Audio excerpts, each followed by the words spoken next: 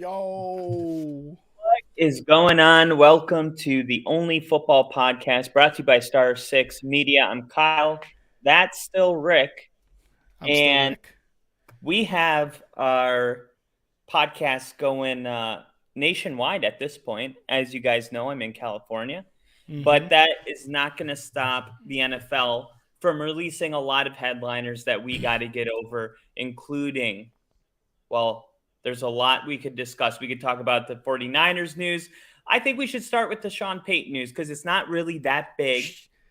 It's all right. We'll go right into the Lamar. Put it back up there, baby. Put it back up there. Sean Payton, get out of here. Sean Payton. We're going to get to that, but Remember we will get like to that. three episodes ago when I said I think we should start with the biggest news of the day and you were like, I agree. And I'm like, the Denver Broncos, and you're like, what? I was like, who? You're like, that's the Yeah. biggest news? Let's start off with what Lamar Jackson tweeted today. We will get to the Sean Payton news, but let's get into what Lamar Jackson tweeted today during the coaches owners meetings going on, or that started today. Lamar Jackson this morning tweeted out, as of March 2nd, I requested a trade from the Ravens organization for which the Ravens has not been interested in meeting my value. Any and everyone that has met me or been around me know I love the game of football, and my dream is to help a team win the Super Bowl. So Lamar Jackson requested a trade back in March. Obviously, the Ravens are kind of letting the market dictate what goes on with Lamar, but this news kind of emerging that he actually wants a trade, that he doesn't even care about, Baltimore, whether, giving him the non-exclusive tag, whatever. Like this kind of I feel like it just goes more into how much Lamar kind of dislikes the organization now. Yes. Yes. So, I mean, it's, they have until the 17th of July to reach a multi-year extension. And to this day, since they give him the non-exclusive, there hasn't been any buzz. There's been no teams reaching out, no talks of teams even giving any offers, like anything like that. So what was your initial reaction to this, Kyle? I mean, honestly, if you've been following my feedback about Lamar Jackson since the offseason, I've said that this is a matter of when and not if. Like, it just got to that point where it can't be mended. And this happens in all kinds of relationships. And I think I even use that as an example. They are past the point of no return.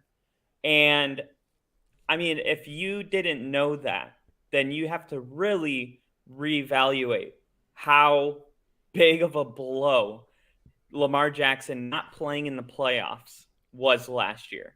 Once he made that decision, because think about this. If he look at Patrick Mahomes and how injured he was during the playoffs, right? And I know I made jokes like, oh, he's kind of milking it for the press, that he's like, oh, the hero, he wants his flu game. But honestly, he was obviously really hurt in that.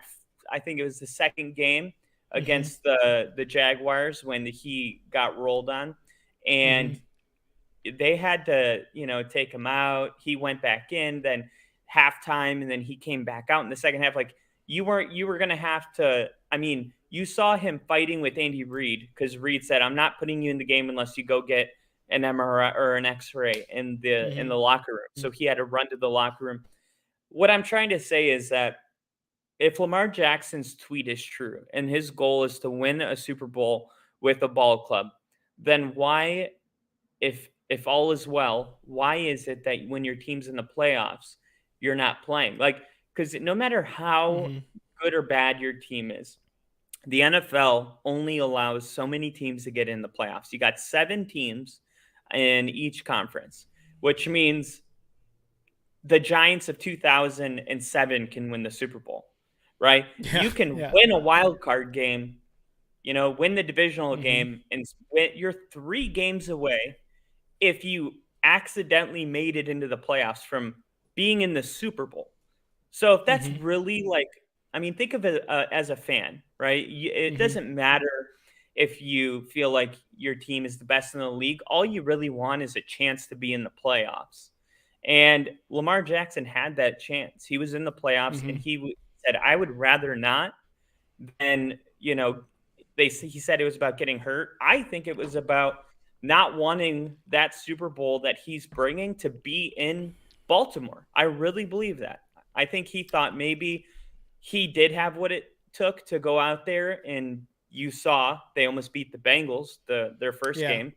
So I think he really did believe, like, yeah, I could beat the the Yeah, the Bengals Bengals. and the Bills and then the Chiefs. I could do that. And I don't want to bring a Super Bowl to this team that I resent at this point. So I'm not surprised by it, but the fact that he doesn't have an agent kind of explains why this stuff is taking so long. Like, we are Hmm. literally going into April, and he sends out a tweet that he requested a formal trade almost a month ago. Yeah. I mean, dude, that is some non-having agent shit right there, if I ever heard Yeah. it.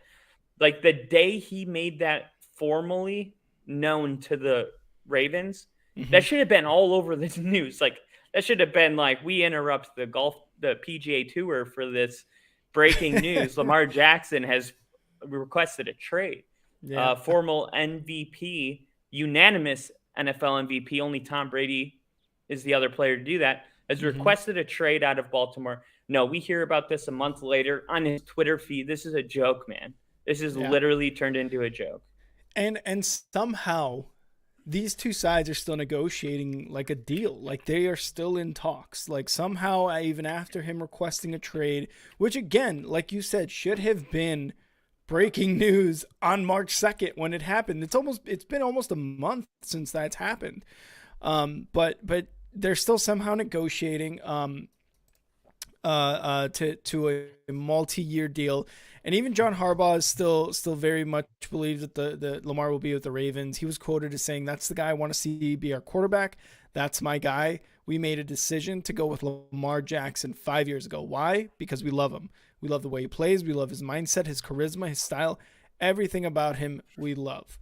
So you've got the coach backing him up, and in a sense, he's almost telling the front office like, guys, I get we don't necessarily want to give someone who has missed a ton of games, important games at that too, right? A really long contract or a lot of guaranteed money, but this guy is really good. Even John Harbaugh said it. He said it's been a while since me and him have spoken. So it's getting. I feel like the more this is dragged out, just the rougher it's going to be between the two. And real quick, I'll hit the comments here. We got Bill in the chat. Bill, what's up, man? Cheers. We got Johnny Parlay saying Russell Wilson is better than Lamar. Oof, that's a take right there. Um, and then I love Eric, it. yeah, Let's of course, ride. Kyle loves it. Yeah, Eric's saying the Ravens are just disrespecting Lamar. He deserves better. I And mean, but how can you say that? You don't even know what he's asking. well, so here's the thing that kind of makes me believe that statement. The Ravens are 3-9 without Lamar, I think, With all right? due Like the respect, games. Eric, I sounded angry. Yeah, I'm not mad. yeah. He's pissed. Look at his face. It's all red. I'm summary, There's a California. California sun making him angry. But they're 3-9 without Lamar. I think he has the second best QBR in like the last 4 years, only being ahead of, second or fourth best QBR. Tom Brady being one of the ones ahead of him.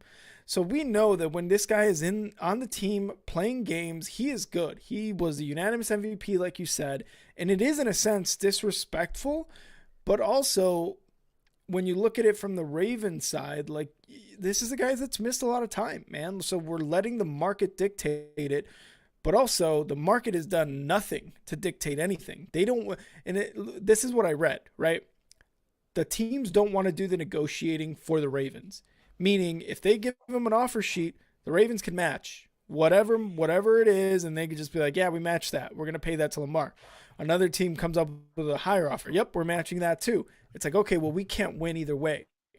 Now, they don't want to do that. The draft is still a month away, they don't necessarily want to give a first round pick away. Maybe it's this draft, maybe it's next. They want to wait after the draft to see what exactly each team has done, how they've maneuvered. But to me, it is a bit of disrespect to Lamar just because of what he has done now. What I will say is he's won an MVP. He's kind of brought the Ravens back to this sort of like limelight as far as playoff contenders. But yeah, man, that just the whole like I'm not gonna play, and I feel like a lot of us knew he was still pretty good to play. Not playing to bring a chance to Baltimore, like a Super Bowl shot to Baltimore, that leaves a bad taste in your mouth for the Eagles. Well, here's why I don't think so. Because number one, we don't know what is is Lamar's number. Okay, and Mm-hmm. now here's the other thing: if Lamar is as valuable as if this is a Ravens issue, like the Ravens are the one disrespecting him, Mm-hmm. well, why isolate it? What about the other 31 teams? Because I bet you my bottom dollar, if Patrick Mahomes was tagged in the same way Lamar Jackson is, there would be teams Mm-hmm. offering 5 first round picks to get him. Now, my point is, this is an NFL issue, not a Ravens issue. Like you mentioned, Yeah. teams are like, why even make an offer if all they're going to do is match it? Well, then Mm-hmm. make an offer that they won't match because obviously the Ravens have a number they're not willing to go past. So why not go Mm-hmm. past that number? Well, first, you have to decide if this player is worth that number. What's the point of winning a negotiation? What's the Mm-hmm. point of winning uh, a $40,000 car at an auction if you end up paying 80,000 for it to win the auction? No, you Yeah. have to, you have to have whatever value you're getting, make sense. So if they don't want to, I just think it's like a cop out to say like, oh, the Ravens are the ones disrespecting him. If other teams wanted him, they would have him. Now, Yeah. I just think this is an issue of a player thinking that he's worth more than he is. And I don't think that he's the first player to go through this. The problem is those other players that have gone through this have been paid what they're not worth. Daniel Jones, and I know, sorry, Bill, but he's getting 40 million a year. And I know at the second year he can opt out, but this is still an incredible amount of money for Daniel Mm-hmm. Jones. Mm-hmm. Deshaun Watson's 240 million guaranteed was a bad deal. It was a bad deal for the Cleveland Yeah. Browns, Yeah. but he got it. And now you have to remember bad deals don't make, players worth those, if that makes Mm-hmm. sense. Like Mm-hmm. Lamar Jackson doesn't become worth $500 million because Daniel Jones is worth 40. You can't, you have to be able to not bend the market every way the wind blows. There has Yeah. to be some kind of um, common ground that we all come to an understanding. Because Lamar Jackson, here it is. Lamar Jackson's not Patrick Mahomes. He's not Josh Allen. He is a unanimous MVP that had his best season that year. And Mm-hmm. since that year, he hasn't been close to that, in my opinion. Like, yes, he's a football player that I would want on my team. And if you were going to say we'll trade Russell Wilson for Lamar Jackson because of the age and everything, I would do it right now. Mm-hmm. But not for, an absurd amount of money. I have a problem with Russell Wilson's contract. Yeah. I Yeah. just don't think that Lamar Jackson is is a destiny type quarterback or dynasty quarterback. He is not what Patrick Mahomes is to the Chiefs. Josh Allen, I worry about his longevity because of the way they're using him, but he's Mm-hmm. also not Josh Allen, what Josh Allen is to the Bills. He's not what Joe Burrow is to the Bengals. Mm-hmm. And it, I'm not going to change my mind about that because this is a guy that's won the same amount of playoff games as Tony Romo. I mean, you Yeah. have to at least the Ravens, who cares about personal accolades? He's a unanimous MVP. What Tom Brady did that he won the Super Bowl. That's Mm-hmm. what matters. When Aaron Rodgers went back to back MVP, he didn't win a playoff game. So who really cares at the end of the day? He's the best quarterback in the NFL Yep. that couldn't win the big game. Like Joe Burrow went to the Super Bowl. Like, I don't care if you win it or not, but you have to at least represent your conference Mm-hmm. in the Super Bowl. You have to at least to be the one of four quarterbacks that exist that are going to be every year up for the Super Bowl. Like if Lamar Jackson got a blockbuster trade to the Colts, would you consider the Colts in the same way that you think of the Chiefs and the Bengals? And if the answer is no, then he doesn't get to be treated like that. I mean, it's just not everybody gets to be treated like Mahomes. Some players get to be treated like Lamar Jackson. And maybe I'm trying to think, there's a tier underneath what he wants, and he's not Yeah. what he thinks he is. He's not a quarterback Yeah. that's going to change, bring 3 Super Bowls in 7 years. It's not going to happen.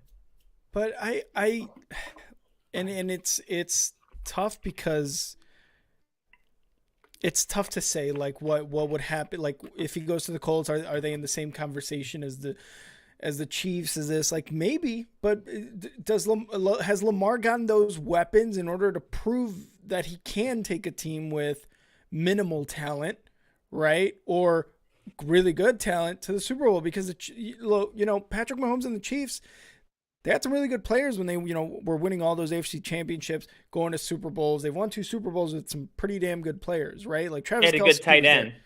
They had a good tight end, Tyreek The Hill. Ravens have one too. Yeah, they have Andrews. Yeah, you're right. And you've seen when they're playing together that their connection is just amazing. That they're scoring touchdowns. He's making moves with his legs. But I mean, I don't know, because Eric makes a really good, you know, comment here. When you give him Nelson Aguilar, that's disrespect after disrespect. You're not giving him an option to win almost. Like you said, personal accolades go only so far. It's about what you do in the playoffs, how you maneuver that stuff. That really makes you a paid player like Mahomes. Um, Mahomes has 4 receivers, and 2 running backs that altogether don't even make $40 million in 1 year. Sky Moore, all of these yeah. guys, they're running back, Pacheco. You could Hmm. say that these are like good players.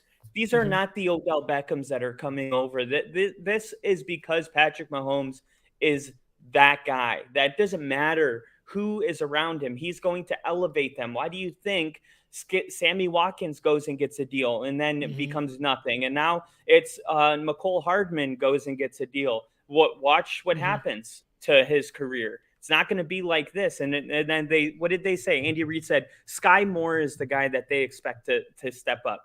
Like, look, you could say, like, who have they put around Lamar Jackson? If Lamar Jackson was as good as Mahomes, you wouldn't say that. You would be saying that all the players around Lamar Jackson are as good as you would talk about Sky Moore and all these other ones. I'm Hmm. telling you, it's like what happened first, the chicken or the egg. If you have Hmm. a really good quarterback, the pieces will happen on its own. You don't have to go put like if you have to go do and the same thing with Aaron Rodgers. Like Yeah. if you have to go get these amazing players to put around you for it to work, then it says something about you as a quarterback. Tom Brady he had years where he had Randy Moss and Wes Walker and Damian Adola and all these It's true. players, but at the same time, he also had years where the Patriots weren't known for going after these He had top wide Brandon Lloyd. receivers. He had Yeah, Brandon they Lloyd at just one point.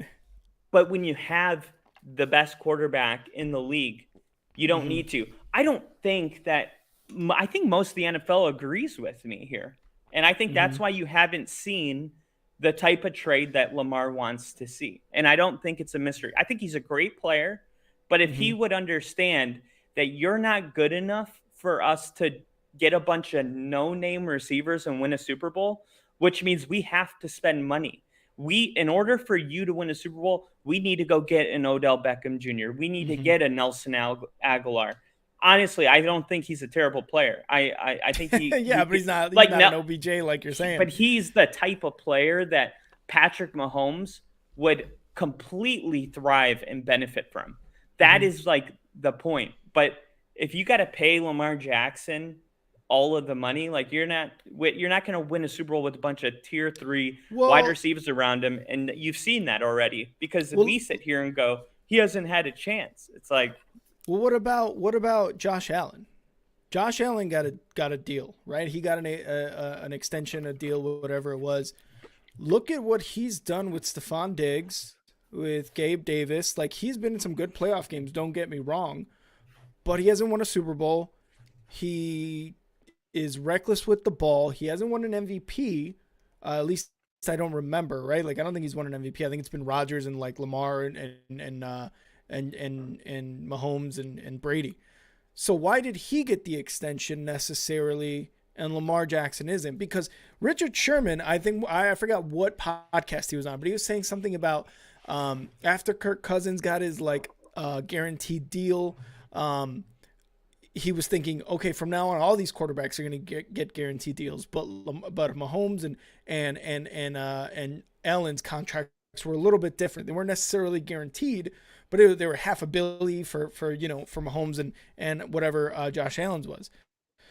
So why does Josh Allen get the extension but not Lamar when he does have the personal accolade and he has put the Ravens in a position where without him they're a losing franchise? You know what I mean? Like when Josh Allen gets out of is out of games for injury, they look pretty bad too. But so why did he get the money and Lamar didn't? because Lamar Jackson doesn't have a 2021 AFC divisional game under his belt the way Josh Allen. That game against the Chiefs, when they went back and forth, that was a historical game that told us everything that we could ever need to know about Josh Allen. Lamar hasn't had that game. He's won one playoff game, and it was not his best game. Like we've seen Josh Allen go toe to toe with Mahomes, which at this point is the standard. That is the epitome of playing at the highest level of what football could be. And we saw Josh Allen do it just as good. And we even changed an overtime rule because we knew that if Allen had the ball again, the Bills would have won. Also, Sean McDermott, not an offensive-minded coach. They're not even using that offense the right way. And that's why they got exploited the way they did. They almost lost to the Dolphins, and then they got their asses kicked by the Bengals. This is coaching. Josh Allen, I feel like, proved to everybody that he is not on the same level as Lamar Jackson. And then you got to also consider he doesn't have the injury problems. He played through an injury the entire season. Josh Allen had a bicep injury through the whole season. He went on a 4-week stretch where he couldn't even throw the ball 40 yards. And he kept playing and played through it. He's going to be he's getting repaired right now. I don't know if it's requiring surgery, but he's going to be healthy going into next season. And honestly, the only reason that this conversation's happening is because they lost the playoff game that they lost, and because he played 80% of the year last year hurt. But you know who was hurt and didn't play? Lamar Jackson. And you know who was hurt the year before that and the year before that? Lamar Jackson. Like, to me, it's not even a conversation. Right. Yeah, and I could see that definitely for sure. I just think that like with Josh Allen, the way he went out in the playoffs this past season, it just seems to be like, especially after all the hype he was getting, right? Like it just seems to be kind of like, okay, is he dropping off now or like what's going on, right? Like Lamar Jackson has dealt with his struggles early on in his career. You know, he went from an MVP to being hurt 2 seasons in a row. And now, you know, during his last year before free agency, he kind of got hurt again. Looked to be fine during that playoff game. Didn't want to come in, maybe because of the reasons you were saying. I don't know, man. I still think that the organization itself wasn't trying to do anything to help Lamar. Again, was he hurt? Absolutely. Has he played one playoff game? Sure. But look at what Josh Allen has done with like Stephon Diggs, for example. Let's look at the game, right, with the Chiefs, that AFC division, right? The AFC division game before, you know, the Chiefs went on to play the Bengals. Stephon Diggs didn't have any touchdowns. I think it was all Gabe Davis, if I'm not mistaken. Last year, Stephon Diggs didn't have a touchdown. He had like 1, 2 receptions. Like, yeah, sure, you can credit the defense, but is that Josh Allen not looking for his guy? You saw the frustration from Stephon Diggs, right? Like, you have talent. You're not really necessarily using the talent. Could you make Gabe Davis good? Sure, Coaching. but sure, but he's the head coach is a defensive guy, and so is John Yeah. Harbaugh. So I guess there's like similarities here, but There is. the only thing that's different is the talent around Lamar. In my Oh, you mean Allen around Josh Allen? Josh Allen has better talent Yeah, I get what around you're him. saying, but Yeah. here's the thing, and like we're not ESPN. We're not gonna argue for the sake of arguing, but I know I can get you to agree on this. When I Mhm. said that Lamar Jackson could be traded for Justin Fields, Mhm. you said no. That tells me everything that I need to know right there. Because you have Justin Fields, who is as well as he ran the football, second best season running the ball. He also still has not very good pocket awareness, and we've seen a lot of that last season. Why would you say no? I would rather stick with Fields than a guy that's a unanimous MVP. Just because you already feel like that. Even this, if you had to start a season for the next 10 years with one guy, at Mhm. this point, I'm taking Jalen Hurts over Lamar Jackson. And Jalen Hurts is in his second year and took his team to the Super Bowl.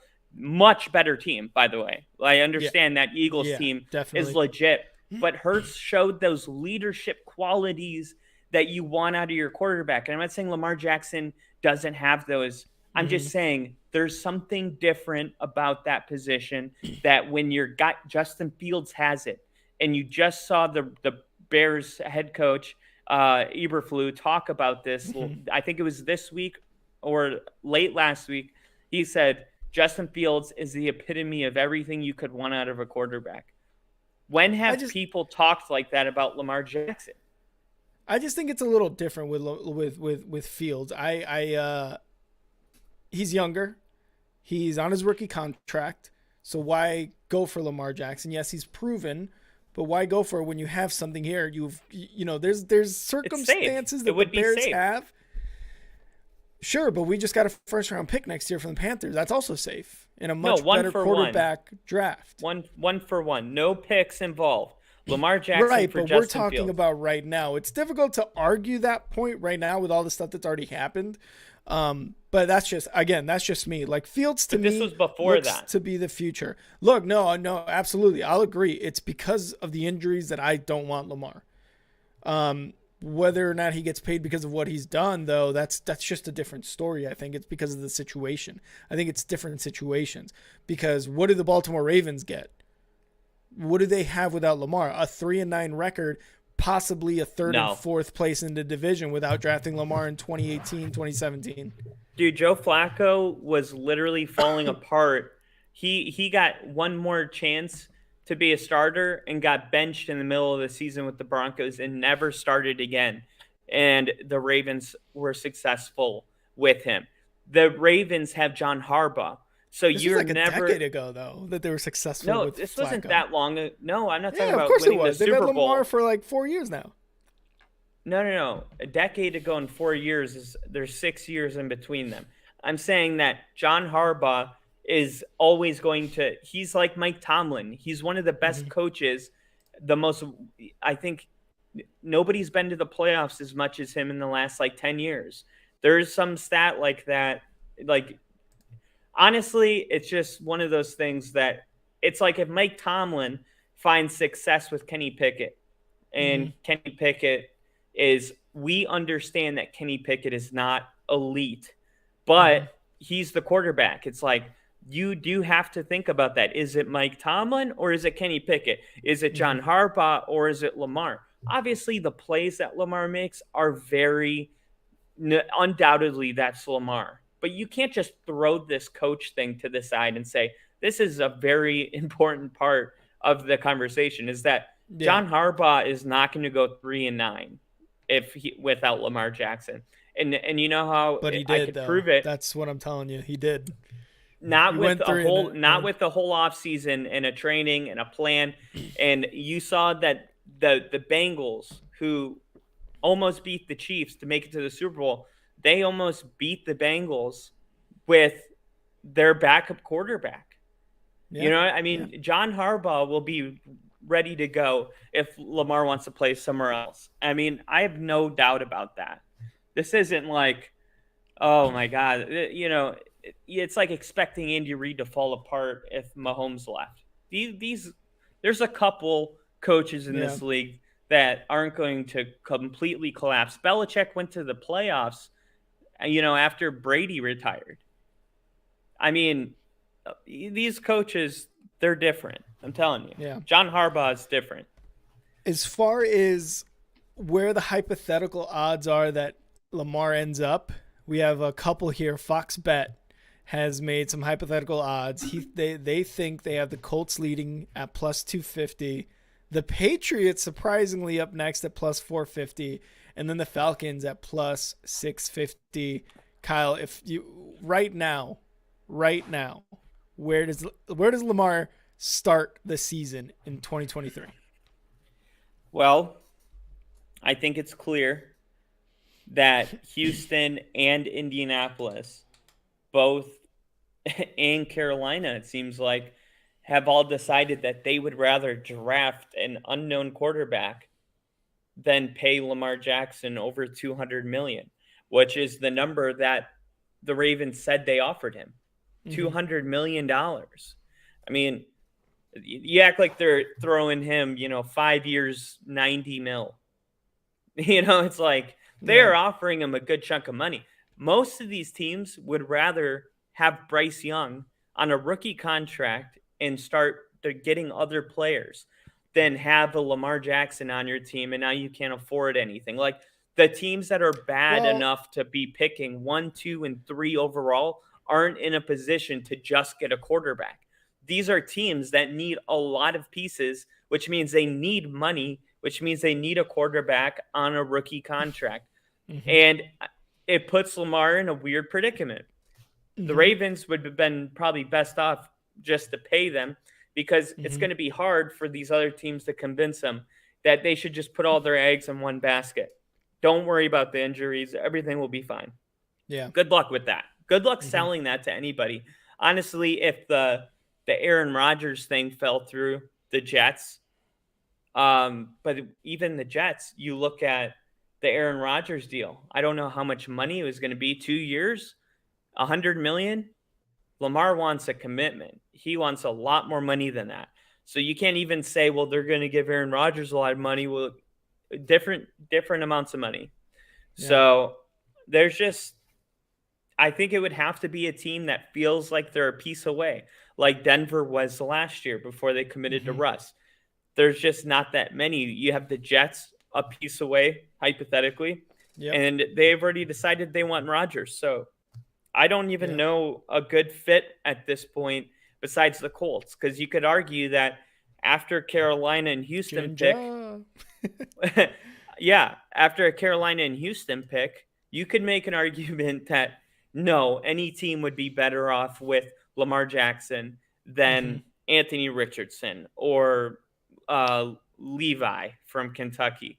But yeah, CJ Stroud and CJ Stroud and Bryce Young. Those are two quarterbacks that people would rather have for the price than an expensive Lamar Jackson. So it's either Indy or nothing. Yeah. I hate to make it seem so blunt, but unless Aaron Rodgers' deal completely falls out, like Indy's the only option right now. Yeah. Do you have another one that you can think of? No, and that's the thing. Like I think like those teams that are picking quarterback in those first 3-4 picks, like you said, like if Indy can make some room, because I think their cap isn't great. He's gonna end up on Indianapolis, or like you said, he's gonna have to either sit out the entire 2023 season. I don't know what the actual options are with him with the non-exclusive tag, whether he has to sign that or not. I don't know the specifics of it, but he's either going to go to Indianapolis and they're going to make some sort of cap room Jinjo. I think you like that. I think you like to hear that. Oh Or he's yeah, gonna or he's Indy gonna would. have to yeah, or he's gonna have to like either sign the deal, the non-exclusive tag, or not play 2023, retire in a sense. I don't know. But my money, I would say the Colts, and then I would say the Ravens. Even though I think the last episode or the episode before last week, I said he will not play on the Ravens. He will not be on the Ravens, something like that. Yeah. So, And remember too, and then we'll move on. But remember mm-hmm. last week I said that why don't the Texans just trade their first to for Lamar, and then the Ravens get to draft Bryce Young or Yeah, C.J. Stroud. Well, I yeah, think it's clear at this point that the Texans have already thought of that. Like it's not yeah. something they haven't thought of, and they said no. Mm-hmm. They said no. We would for all those reasons. The Texans, D'Amico Ryans, this is a new era. They want to get a bunch of pieces. They want to Yeah. sign. Who is it? Cooks. Who did they sign over from? Not No, Cooks. they Brandon Cook signed with another team. They brought him over. Uh, Texans new wide receiver. I'll look it Um, up. I thought it was Brandon Cooks. No, No, wasn't he Brandon a Cooks was Cowboy? on the Texans. He's a Cowboy now. Yeah. Oh, okay, okay. But yeah, but those are the type of moves that they're doing, right? They're like out with the old, in with the new, Mm-hmm. right? They're cutting their money where they can. They said, hey, maybe we could get rid of Brandon Cooks and just draft a young wide receiver. Look, I'm telling you right now, this is what's going to happen. Houston's going to draft a quarterback. They're going to draft a receiver immediately after. And this is just what teams do that are in rebuild. And if you're Yeah. drafting up there, you're in a rebuild. You're in a big time mess. And it's not a Lamar Jackson that's going to pull you out. Yeah. Interesting to see what happens. But we will keep you guys on tabs with that. Moving on, the Jets and the Packers at a standstill right now with the Aaron Rodgers talks. Aaron Rodgers, back on March 15th, said, I intend on playing with the Jets on the Pat McAfee show. It's been almost 2 weeks now since that has, been said by Rodgers. And a lot of us, and me specifically being a Bears fan, I was like, okay, let's get this shit done. Like, who's getting what? And Aaron Rodgers going to the Jets. What are the Packers getting? No, instead, the Packers GM and the Jets GM are at a standstill because leverage. That's the word that's been going around during this whole transaction. Leverage. Who's got the most leverage? Do the Jets have the most leverage? Do the Green Bay Packers have the most leverage? At this point, we all know that Rodgers is eventually going to play with the Jets, and he's going to probably start the 2023 season with the Jets. It's just now like what has to be given up from the Packers, and both GMs from the Jets and Packers have said that there's no rush to get anything done right now. They're not rushing to give a first round pick, and that being said, a first round pick is also not necessarily in the discussion per the Packers GM. So this is still kind of all up in the air. The Jets have the 13th overall pick. Green Bay saying that doesn't necessarily have to be in the package. But I don't know. What is your kind of like, I guess, feeling towards what's going on right now? I think first off, it would be really funny if Rogers never said that he has decided to play. Like, imagine the Wait, media what? if Rogers didn't go on McAfee and say, "I intend to play for the Jets." Oh If my you like, God, yeah. just imagine It everybody would be a like, circus, dude. dude, make a decision. Yeah, yeah. God, this guy's can't make a decision. And it's just like, who knows how long this was going on before he said that. It's going to be going on after. Obviously, you got the draft, which because it used to be April 20th to 23rd, but now that Mm-hmm. they moved the NFL to 18 weeks, it pushed everything a week. So now it's April 27th. And I would say that's kind of like your cutoff. And you should Mm-hmm. expect this just I picture like a game of chicken. Two trucks moving right at each other. And the moment that they collide, that's April 27th. Yeah. And we'll see who budges first. It's like I think that the Packers have a little more leverage than people realize because Hmm. as long as your quarterbacks are Zach, um, Zach Wilson and Zach, no thank one you, else. Zach Wilson, and I think Joe Flacco might still be on the team. You don't No, I have think he's as still a much. free agent technically.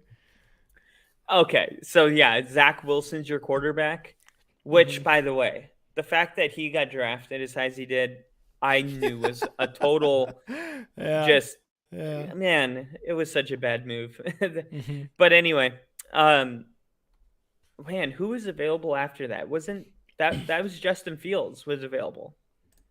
They could have got Yeah, I Justin think Fields Wilson was taken second after second Lawrence, overall. Trevor Lawrence. Lawrence, Yeah, Zach Wilson, Zach Wilson, I not think as close. Trey Lance, I think was after that. Yeah, Trey Lance Yeah, was after that. yeah. But anyway, yeah, as long as those are your quarterbacks, you don't have a ton of leverage because the Zach Packers Wilson. could easily just be like, you know what, we'll just keep him and he'll retire and then he'll be under contract, right? I don't know how that Yeah. works. Like if Rodgers just here because Rodgers wants the Packers to get compensation. It's like a parting gift. When you Hmm. leave somewhere, you give them something. Yeah. So but I do wonder if Rodgers just retired. What's the rule about coming out of retirement? I think they would still own his rights, so there would have to be a trade if he came out. Yeah, I That's think he what takes a happened to Sean Payton. yeah, I think he takes a cap hit. I think the Packers take a cap hit either way. The whole retirement thing, I don't know how that works, but Rodgers has specifically said he intends to play for the Jets. So like I don't like you said, he either goes to the Jets and they make a deal or he retires. And you know, we Rodgers had his whole laundry list of guys that he wants, and they just got rid of Elijah Moore. But they signed Lazard. They got Garrett Wilson, wide receiver one. Brees Hall is coming back from injury as a running back, although I think it might take a little longer. And you have Tyler Conklin there as a tight end. Now, Aaron Rodgers is one of those guys that we talked about, can make the weapons around him from subpar to very, very good. Now, I think the Jets have pieces in place that can make that happen, you know, with all the guys I just mentioned. Um, and Yeah, I can't see Rodgers saying he intends to play for the Jets and retiring. I don't know. I just don't know where these guys are fucking at. I just don't know. I feel like it's just a matter of a first round pick. I think that's the entire holdup right now. It's are you going to give us a first round pick? And the Packers, they want a first round pick from the Jets, and the Jets don't want to give it up. And Mm-hmm. I mean, I just don't see Well, how if the Packers have already decided to go on to Jordan Love and they're not yeah. paying Jordan Love, then I mean, look, they could afford to have them both on the team last year. They can afford to have both on the team this year. And by the way, if Rodgers doesn't play, which he said he won't play for the Mm-hmm. Packers, that means they don't have to pay him his, weekly amount that makes a lot of money available all of a sudden. So Yeah. the Packers know that. They're like, we could afford to have both of them on the team, even Mm-hmm. if Rodgers played. And Rodgers Yeah. won't play. We're going to save money. So look, if the Jets want to be, if they want to take the field with Zach Wilson next year, by all means, like good luck, Jets. But if you want to have a chance to, go to a Super Bowl and contend, you're as close as you think you are. It's going to cost you a first round pick. Now, that's a Yeah. lot of leverage. And I know I've said in the past, Packers have no leverage. It's not true. They got a lot Everything, of it. everything I just said is a lot of leverage. They have all of the leverage, actually, when you think about it. Kyle's What like, wait a leverage does minute. the Jets have? What do the Jets have? What leverage do they have? I had the 13th overall pick. I don't really know. I mean, But the that's fact bad. They that have to give the that only away. leverage, the only leverage they have is that Rodgers has said that he intends to play for them. So, Means and Bill nothing. makes a good. It's like a wet Well, fart. no. But it does mean something because Bill says it right here. Packers got to pay him one way or the other. So they're kind of screwed either way. It's what they get for kicking the can down the road over and over. If he doesn't end up playing for the Jets and retires or whatever, or is still a free agent, whatever the case may be, they still have to pay him for I think he still, no matter what, takes a cap hit for the Green Bay Packers next year. And I think it was like something like 30 million, 20 million, something like that. Free agency's over. They're going to draft their players. It's going to be cheap. There's no more free agents coming in. Like, if the No, no, no, Packers no, have no. to ride out 1 year with Jordan Love, the thing is Rodgers won't play for the Packers, so they're not going to have to pay him for. He's not going to play. He's going to retire. You don't pay players that retire. I think they still have to pay him because of the extension that they signed him to. No, because no, because even when players have retired in the past, they don't continue to pay them. Think about even suspensions. You'll say like, oh, the 4-game suspension that cost him $3 million. You Mm-hmm. know, I mean, the NFL doesn't. You see the contract. That's not how it's paid. It's not like they paid Rodgers that money. It's on a weekly basis, just like a regular job. At the end of the week, you get your paycheck. You don't play. That's part of the contract. Like, you have to play to get the money.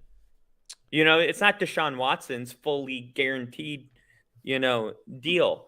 Rodgers made this contract with a lot of outs because he was the one that wanted them. And it wasn't even about the Packers. And now it's benefiting the Packers. Mm-hmm. So it looks to be. It says here, when looking at Rodgers' current contract structure, he is set to account for $31.6 million against the cap for 2023. But the Jets won't necessarily be picking up that cap hit. I think it would only be about half. So it is only if he's traded. But so they're kind of lost on money either way then, right? They're kind of, That's what so I'm if they trade saying. him. Oh, They've already then I must have decided. read that wrong. No, Yeah. they've already decided that they could afford to have both of these quarterbacks on their team. They're Yeah. deciding to go with Jordan Love.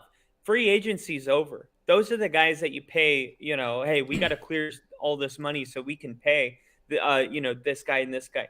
Packers are going to draft their players that they want. They're going to be on rookie deals that they can afford. And Jordan Love's going to be quarterback. And Aaron Rodgers is probably not going to play. And this is going to all be over in 1 year. But So yeah, it's a transition. So maybe for a year, the Packers have to eat some money. That's part of the transition.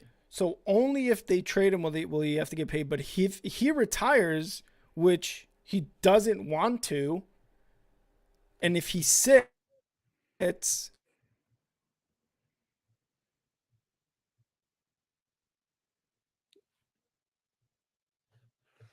so sorry if I went blank there.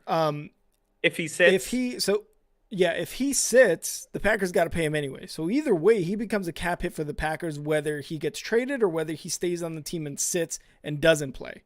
The only way the Packers get out of this is if he retires and he's like, yeah, I'm done. But he doesn't want to retire. I guess that's kind of where I was confused, but I don't know. that's what, yeah, We're still kind of just up in the air. yeah, and that it's a lot of semantics. And that's why if the Packers Yeah. really were as effed as the world's making them out to be, this trade would have been done a long time ago. The Yeah. fact of the matter is the Packers are very comfortable with the situation, and it's up to the Jets to decide what Rodgers is worth. Yeah. And And at this point, I have to believe it's multiple first-round picks. Like, yeah, why I don't if it's just one first-round pick, to me, this doesn't make much sense. Like, yeah, what's one player you could draft at your pick, 13, that would yeah. influence this team as much as Aaron Rodgers? A left tackle? Get out of here. What are you talking about? But the GM for the Green Bay Packers has said that's not necessarily the case anymore. They're not looking for a first round pick. Bill's saying here, like, give them 2 seconds and just be done with it, right? Because that, let's be real, second, third, fourth, fifth round players make an impact. They can make an immediate impact. So Just imagine the Packers crazy. get 2 second rounds. Yeah, it is. I mean, that's just a I feel talent, like though. I there's think. I don't trust that information. I feel like if a second round pick, I think 2 seconds is a lot different than one first. I would probably rather give one first than 2 seconds. But if it is just one first round pick, like obviously whatever it is, right? Mm-hmm. It's not being reported on the media. That's the Mm-hmm. first thing. Oh yeah, This yeah, absolutely. and the second part of it is if it was not something that was pretty big, it would have Mm-hmm. been done. Right? Mm-hmm. Like we can use our like adult brains and understand that this is at a standstill because whatever it is that the Packers are requesting seems to be too much for the Jets. Now, if it was anything less than one first round pick, it wouldn't make any sense because, Mm-hmm. like I said, the Jets can't draft a player in the first round that would make the type of impact Aaron Rodgers would make on that At team. 13? At Yeah, 13? They who would they draft at 13? they would That they've got would an make the already they've difference. got an outstanding defense already. Yep, They could pick up exactly. Bijan Robinson, the running back. They can get another wide Your receiver there for a threat. Bijan Robinson would make a bigger impact than Aaron Rodgers. Wait, why? But what are we? What are we? Oh wait, we're talking about the Packers picking at 13. No, no, no. I'm saying the Jets. Like hypothetically, they want to keep that first round pick. Who would they Yeah. draft with their 13th overall pick that would make a bigger impact than having Aaron Rodgers? There's Well, nobody. that's the point though. But what I'm saying is like the Packers GM has already said that the first round pick isn't necessarily in the bag. He's not even looking at it. So that's kind of out the door already. What I'm saying is like what Bill's saying, like 2 seconds, you've already got impact players for the Packers. Who can the Packers pick at 13? They could pick up a running back, a wide receiver, someone on defense to bolster that defense. That can be, I mean, a 13th pick, a 13th overall pick for a Packers team that is in a sense rebuilding. I think that would make a huge No, for difference the for them. Packers, it's huge. I'm saying if Yeah, the Jets are the ones that are who we don't know who's being greedy. That's the truth. yeah, Like if for all we know, right, the Jets are the ones that are not willing to give the Packers what the Packers want. But we don't really know who's being greedy in this conversation. All we can do is yeah. assume. But that's kind of what my bottom line is like if it is the Jets that are being greedy, this is Hmm. a great opportunity for you to be relevant again. And I mean, you haven't been that in a long time. Yeah. So I feel like the Packers also know that though. And Hmm. they may be asking for like I don't trust that. You said the GM said the first round's not in the bag. I would love to just call BS on that. This is one of those stories that you hear about, and then after the trade's done, you see the Jets gave him 2 first round picks. He said, I said there wasn't 1 first round pick in the bag. I never said there wasn't 2. Like GMs Oh keep their shit. cards close to the chest. There's no way they're Yeah. gonna leak that stuff Yeah. ever. And Steve's already saying he knows who's going to be greedy, and that's Jordan Love. I Packers and gotta Jets I agree gotta on a roll deal. really quick. Yeah, yeah. We'll see you I'm later. coming Man. right We'll see you in back. a bit. Yep. Steve saying Packers and Jets agree on a deal and send Rodgers with his bags packed. Jordan Love then announces right after the draft is over that he's going to hold out for a new contract for the 2023 season. That would be hilarious. That would be funny. Jordan Love, brand new, coming into to lead this organization now. He's like, give me my money, bro. You ain't got nobody else. That would be very, very hilarious. And Bill saying Paris Johnson, offensive tackle from Ohio State, that would also be a good option for the Jets at 13. And like you said, they do have holes at the O-line. They want to protect whatever quarterback they have. So why not get an offensive tackle, right? But Kyle has to leave for a little bit. He will be back. In the meantime, though, let's show you guys a quick little promo for one of Star 6 Media's shows, rebranded just now, the main event. So let's check out the promo for the main event. What's going on, everybody, and welcome to the main event of the evening. Alongside my brother from the same mother, Enrique Contreras, I'm Jose Contreras, and we are here to bring you guys all the latest and greatest topics in combat sports. That's right, Jose. We're going to talk WWE, AEW, UFC, boxing, all the mixed martial arts. We'll even get into the backstage stuff, all the controversy. Just make sure you tune in every Tuesday at 9 p.m. And like I said, we'll be here, guys, next week. Rick, we'll see you, man. All right, guys, go check out the main event, another one of our shows here on Star 6 Media. Want to just acknowledge the chat real quick. Bill, Steve, we had John in here, we had Eric in here, Jinja, all you guys, thanks for coming in and, just talking to Kyle and I. Kyle will be back in a bit, but thanks for talking with us. Okay, let's move on to the next subject. 49ers GM John Lynch is confident in Purdy, thinking that he has earned the right. So this is a direct quote from John Lynch. I think Brock has earned the right with the way he played that he's probably the leader in the clubhouse. If we were to line up, he'd probably take the first snap. Now we look back at Brock Purdy and what he did. It was very impressive. Kyle loved him. Kyle loved the story. Mr. Irrelevant, a guy who was picked absolutely last and came into the season for a hurt Jimmy G, and had one of the best, 8-game stretches that you really wouldn't have expected this from a rookie, right? But he completed 67% of his passes for a little over 1,300 yards, 13 touchdowns, 4 interceptions, passer rating of 107.3. He went 5-0 in the regular season, and then he won 2 playoff games. Obviously lost the NFC Championship after suffering that gruesome elbow injury. That was kind of rough. So a good season for Brock Purdy overall. And when you got the GM, a guy like John Lynch, a hard-hitting safety in the league when he was playing, behind you saying that you would take the first snap and you were a leader in the clubhouse, that's just got to make you feel better.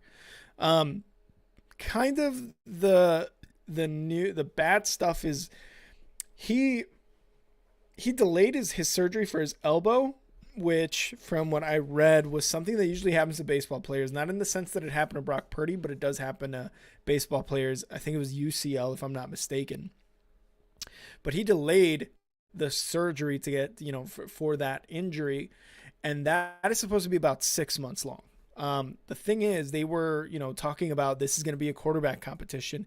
And I think that's what Kyle was going to talk about too. So it's going to be between him and Trey Lance.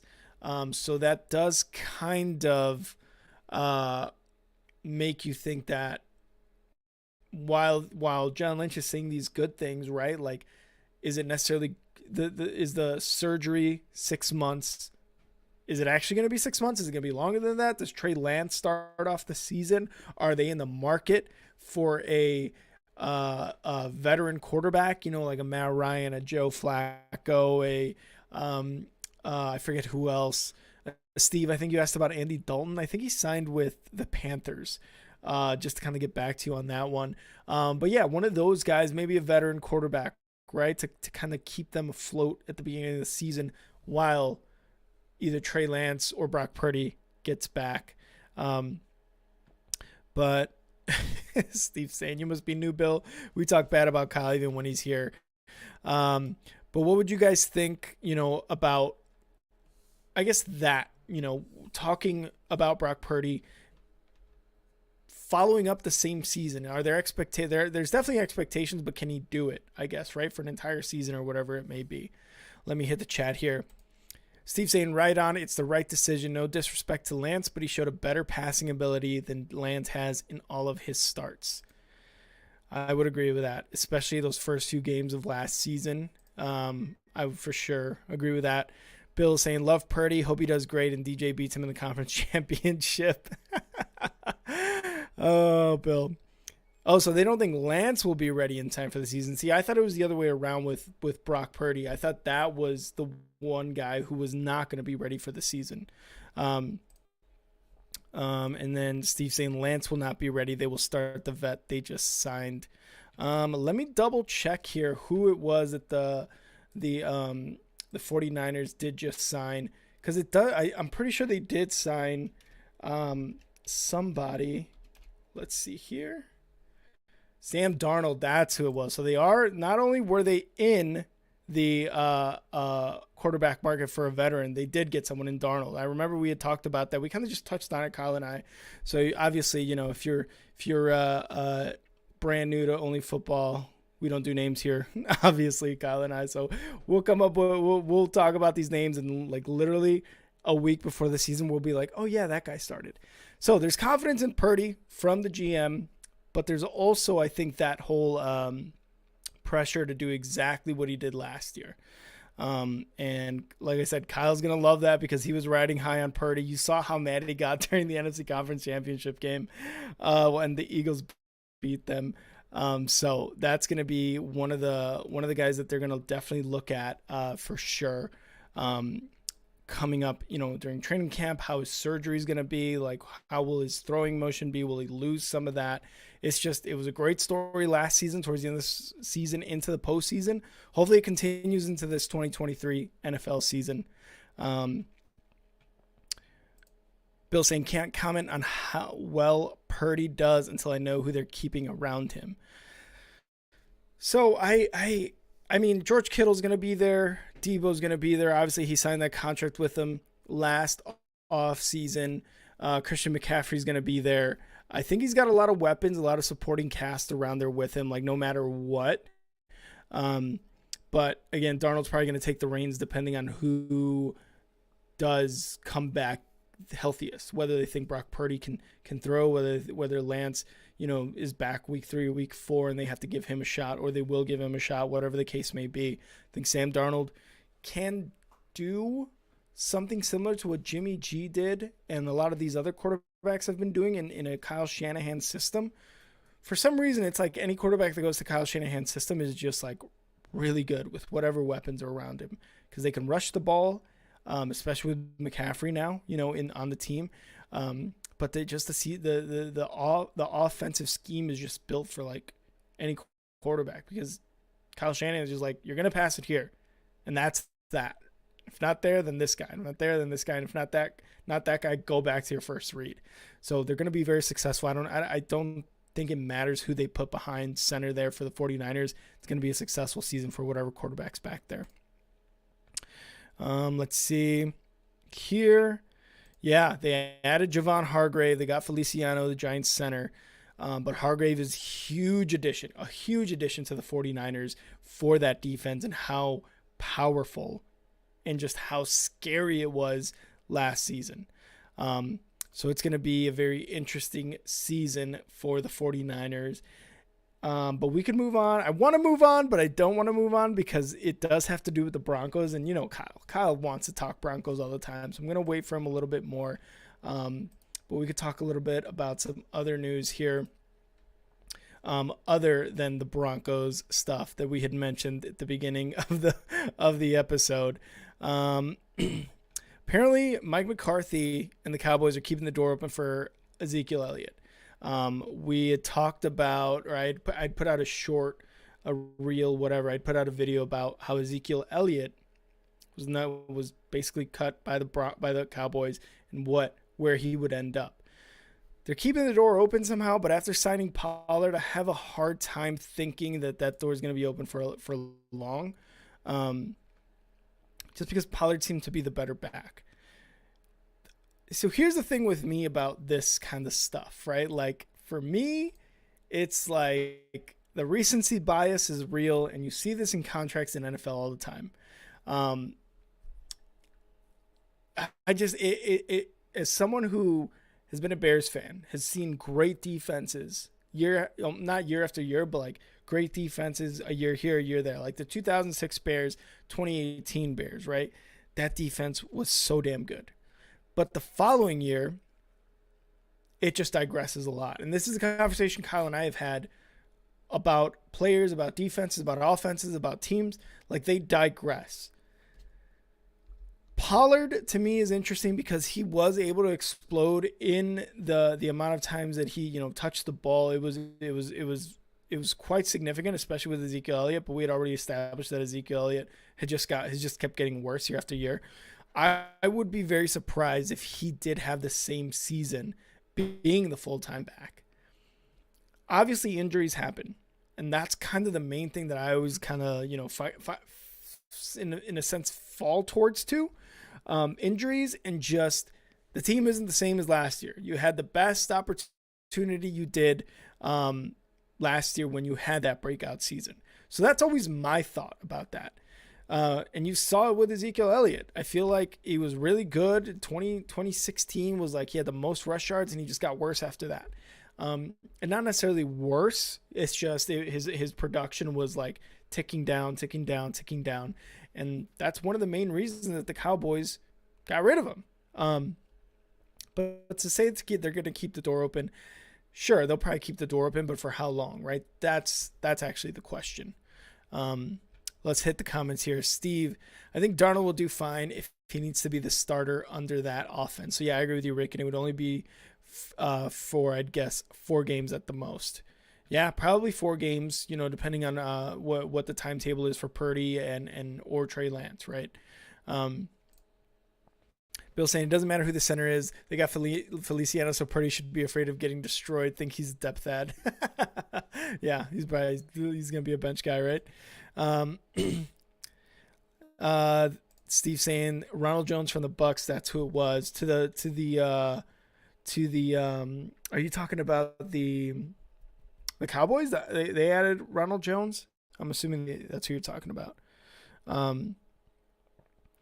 I don't think the Cowboys re-signed Cooper Rush, although I don't know why you wouldn't if you're a Cowboys organization. I don't know why you wouldn't do that because of what he did last year as well, right? In those 3-4 games where Dak was hurt, because he was pretty electric in those games. He was doing really, really well. Cowboys, yes. Okay, so they did sign Ronald Jones. Okay, Cowboys. All right. So we got that one off. Let's kind of do a couple more here before Kyle gets back, and if I see him get back, we'll just move on straight to the Denver Broncos stuff. One more thing. Okay. So the head coach for the Lions, Dan Campbell, he's saying Jared Goff is the guy in Detroit. And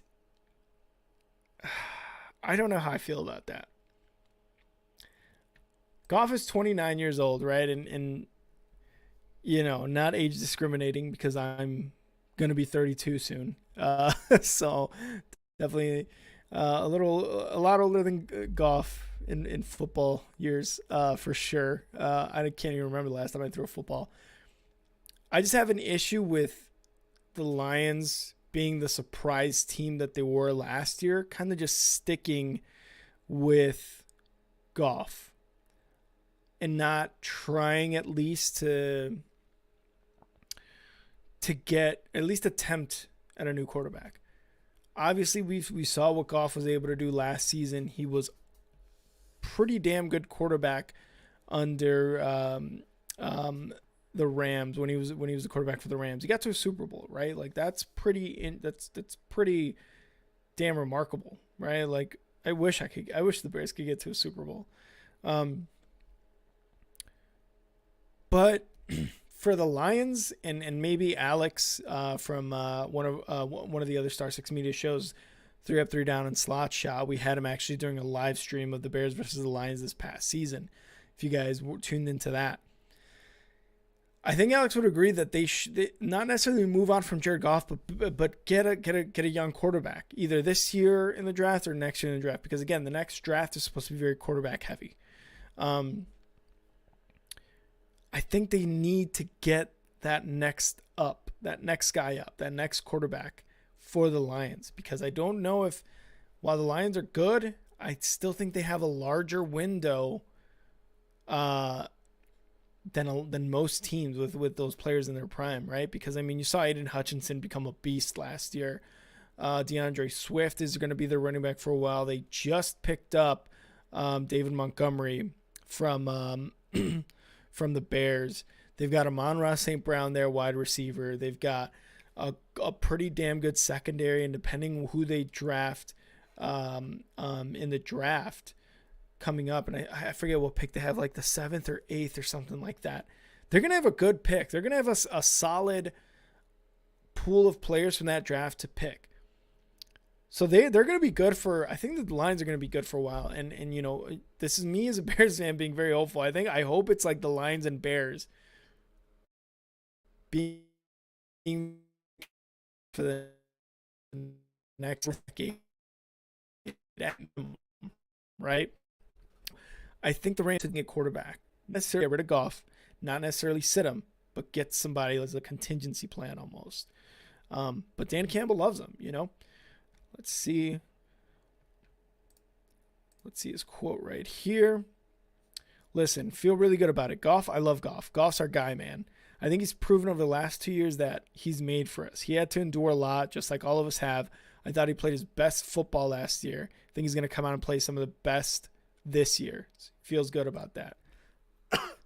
And with the weapons that he has, you know, they picked up, they got rid of Hawkinson last year, which was kind of weird because why would you want to, you know, reduce the weapons around you? So they might be in the market for a tight end, although, like, who are they going to pick, really? I don't know. But for me personally, I think they should be somewhat in the conversation for Lamar Jackson. And this is a good one. I think this isn't necessarily a great take, but I think it's a good take. If they get Lamar Jackson, imagine the Lions with Lamar Jackson. Like, they would be scary in the North. They should definitely be in the conversation for Lamar Jackson. Now Goff's 29, Lamar Jackson's 26. Injuries, kind of all the things Kyle and I talked about at the beginning of the show. But I still think, you know, tell me in the comments whether you think I'm wrong or right, but Lamar Jackson on the Lions, that's a very scary team. Talk about high-powered offense. You got the weapons. The defense is coming around. They've got a bunch of young guys there. And then while they built through the draft, like, dude, tell me that wouldn't be a very scary team to go against in the upcoming NFL season. Like, that would just be insane, in my opinion. But let me know what you guys think about that. But yeah, Goff, I think Goff's time might be coming to an end now. He may prove me wrong, and he may prove a lot of people wrong about what he's going to do this year. I just don't think he's there. I just don't think he's that guy anymore. They tried him in LA. He took him to a Super Bowl, but even Sean McVay was like, it's time to kind of, move on. And what happened? They moved on to the former Detroit Lions quarterback, Matthew Stafford, and they won a Super Bowl. So I just don't think Goff's it, man. If you can't really get it done in LA with Sean McVay, then I think it's just gonna be a tough time for him in Detroit, moving forward. So I think that's why they should either try for Lamar, try for another quarterback, but you also don't want to find yourself in a quarterback carousel, quarterback hell type of situation. But I don't think it's a terrible idea to try to get in the conversations for Lamar Jackson or draft a quarterback in the draft. All right, Kyle has not gotten back, but we'll kind of move on here to the Broncos. Sean Payton has stopped any rumors about Jerry Jeudy and Courtland Sutton being traded. He was quoted as saying at the meetings today that started this week, "I see and read just like everyone else does. Then occasionally when someone really crowds the plate, I throw a fastball right at their chin and they back up and they're like, all right." And so I haven't thrown any fastballs lately, but we're not trading those two players. And so we've received calls, you bet. Those are two good football players.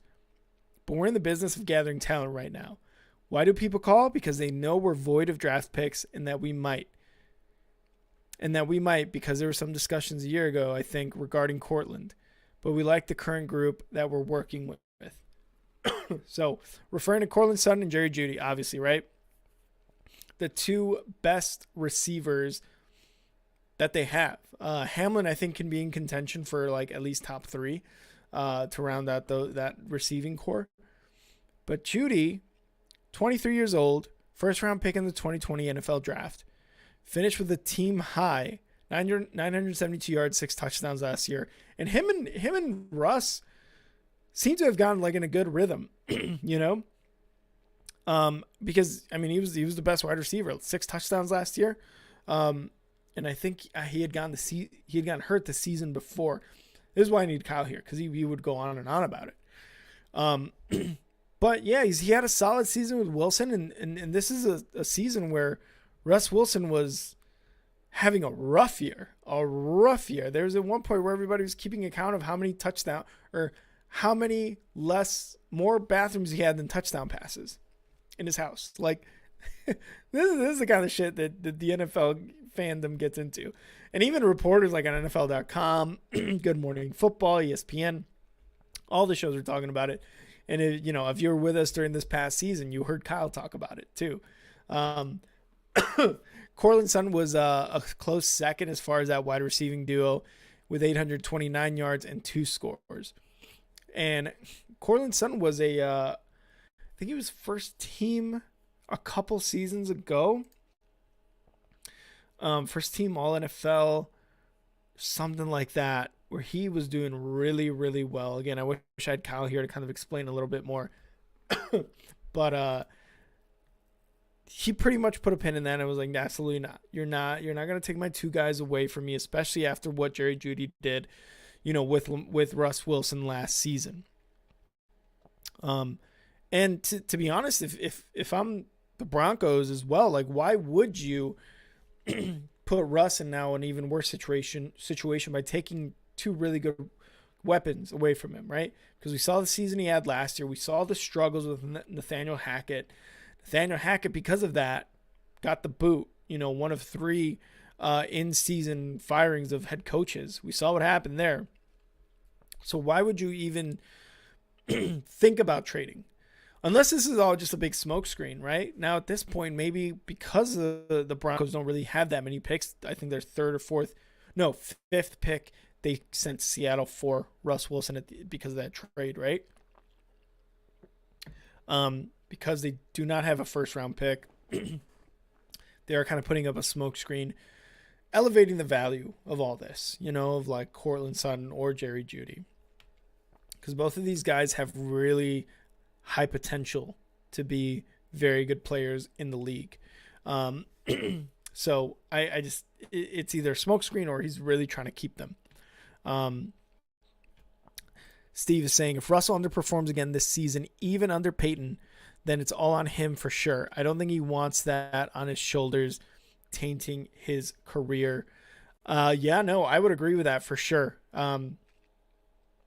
I could not see a situation, but the thing is, like, Denver has to pay for him. And now we have Kyle back. Kyle is back. Let's talk to him about what's going on. So, Kyle. Someone say Denver? We've said Denver quite a bit here. So we're talking about how Sean Payne was talking about Cortland Sutton and Jerry Jeudy not being on the trade block. We were talking about how Jeudy actually built a pretty good relationship with Russ last year. He had 6 touchdowns, like almost 1,000 yards receiving. Cortland Sutton was second with only 2 scores though. So that just kind of goes about like the struggles last season under Nathaniel Hackett. So kind of what are your thoughts on this? Why they were even like rumors of them being on the trading block? And do you like that Sean Payne was like absolutely not to either of those? Well, I'm very, very read in on the situation. I know the entire timeline. Okay, so the reason that Sean Payton is saying that they are not available is because in negotiations, things get to a point where if nothing is done by this point, this is the point of no return. Okay, nobody gave the Broncos what they were looking for out of Jerry Jeudy and Cortland Sutton. And therefore, in order to get Cortland Sutton and Jerry Jeudy to fully buy in moving forward, he has to say something like that and make damn sure that it goes public. Because it definitely went public when they were shopping him. Sean Payne had to make sure it went public when they weren't. But yeah, I mean, Jerry Jeudy was being shopped. They were going to see if they could get, here's the deal, right? If you could get let's say New England was a team that was heavily in conversations with Jerry Jeudy. They were picking 13th overall, I believe. So if the Patriots were willing to give Denver number 13 for Jerry Jeudy, it would have been done. Because Denver could have just drafted a wide receiver with number 13 and restarted the clock essentially. And yeah, I mean, look, great coaches, this is what they do. Like, there's a thing Sean Payton said that really stood out was that they're athletes and they're football players. Denver has a lot of athletes. Sean Mm-hmm. Payton is trying to bring football players to the team because not all athletes are football players. Like Yeah. Cortland Sutton is an insane athlete. KJ Hamler was the fastest player in the draft like a year, 2 years ago. Mm-hmm. Um, but Sean Payton knows how to, get value. And plus, Sean Payton didn't pick those guys. And Cortland Sutton, you can make an argument that had a down year. And Mm-hmm. if somebody was willing, and plus you're already paying him, so if somebody's willing to take that money and give you a first round pick for him, it's like a no brainer. Now it Mm-hmm. sucks, as a fan to see, these players go. But honestly, if you can't get a first round pick, there's no point in trading either of them. They couldn't. So they're just gonna roll with them. Like if you're not gonna get a first round pick, you still have two very good receivers. But it's kind of like if you have two houses or three houses and you're looking at the market to see if you could potentially sell two of them for a greater value than you paid for them. It doesn't mean you don't like those houses. And if somebody's willing to just give you exactly what you paid for it, you're like, no, I'll just keep it and see what the market does I moving forward. I guess though, because like Sean Payton was like, hey, why take away weapons in this sense? Because they were the 1-2 last year with Russ Wilson in a very down year for that offense. So whether or not you get a first rounder, is that not in a way kind of going backwards though?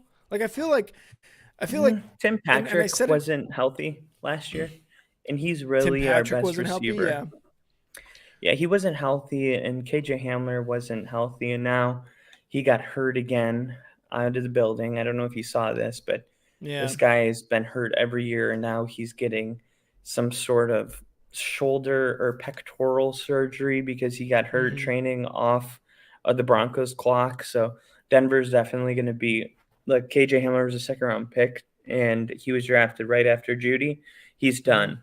So it's not necessarily that they're moving backwards, but part of, I guess, turning a franchise around is taking the most valuable assets that are expendable and shopping Yeah, those. yeah, And there's a fine line between expendable and super valuable. And where they meet is in the Cortland Sutton, Jerry Judy range. And it's just part of being a good coach is seeing what have you ever played Madden in career mode? You just mm-hmm. see, you make a ridiculous trade and just see like what they would say. Yeah. I All mean, the that's time, all actually. that's all he's doing. And he's Yeah. playing with house money because if nobody wants it, like he wants to obviously keep these players because as you Yeah, mentioned, absolutely. they're super valuable. So then what would be like, let's say you are like the opportunity does present itself for a first rounder. Patriots are 14, Lions have number 6. There's a lot of guys in here who could maybe use a really good wide receiver one. Is it a first rounder in general? Like, will you take number 31, the 31st pick for him, or? No, it was I mean, first round picks are like valued very different. Mm-hmm. And I would say Jerry Judy was picked around 12, I'm pretty sure. 12 to Yeah, 15. I think 13 maybe to be exact. I could look it up really quick, but yeah. Bill, go ahead and look that up for us really quick. I'm just kidding. Hey Bill, could you bring that up? Just hire But him I on the think, spot. yeah, I think he was picked at 13. So I Mm. mean, that's the whole thing. Like, can you get the exact pick or better back after 2 years of service, I fucking love you, especially Bill. and and also what did he say? No, He I'm said, not "I'm even. on it."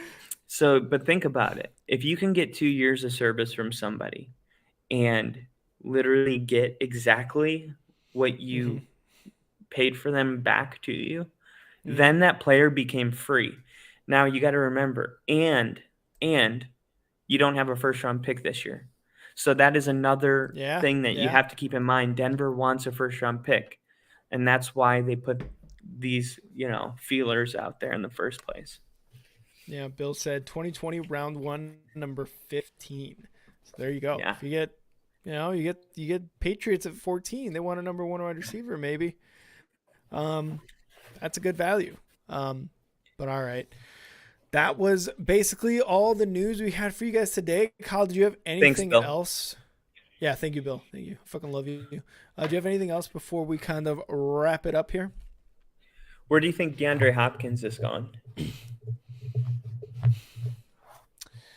Oof, that's a good one.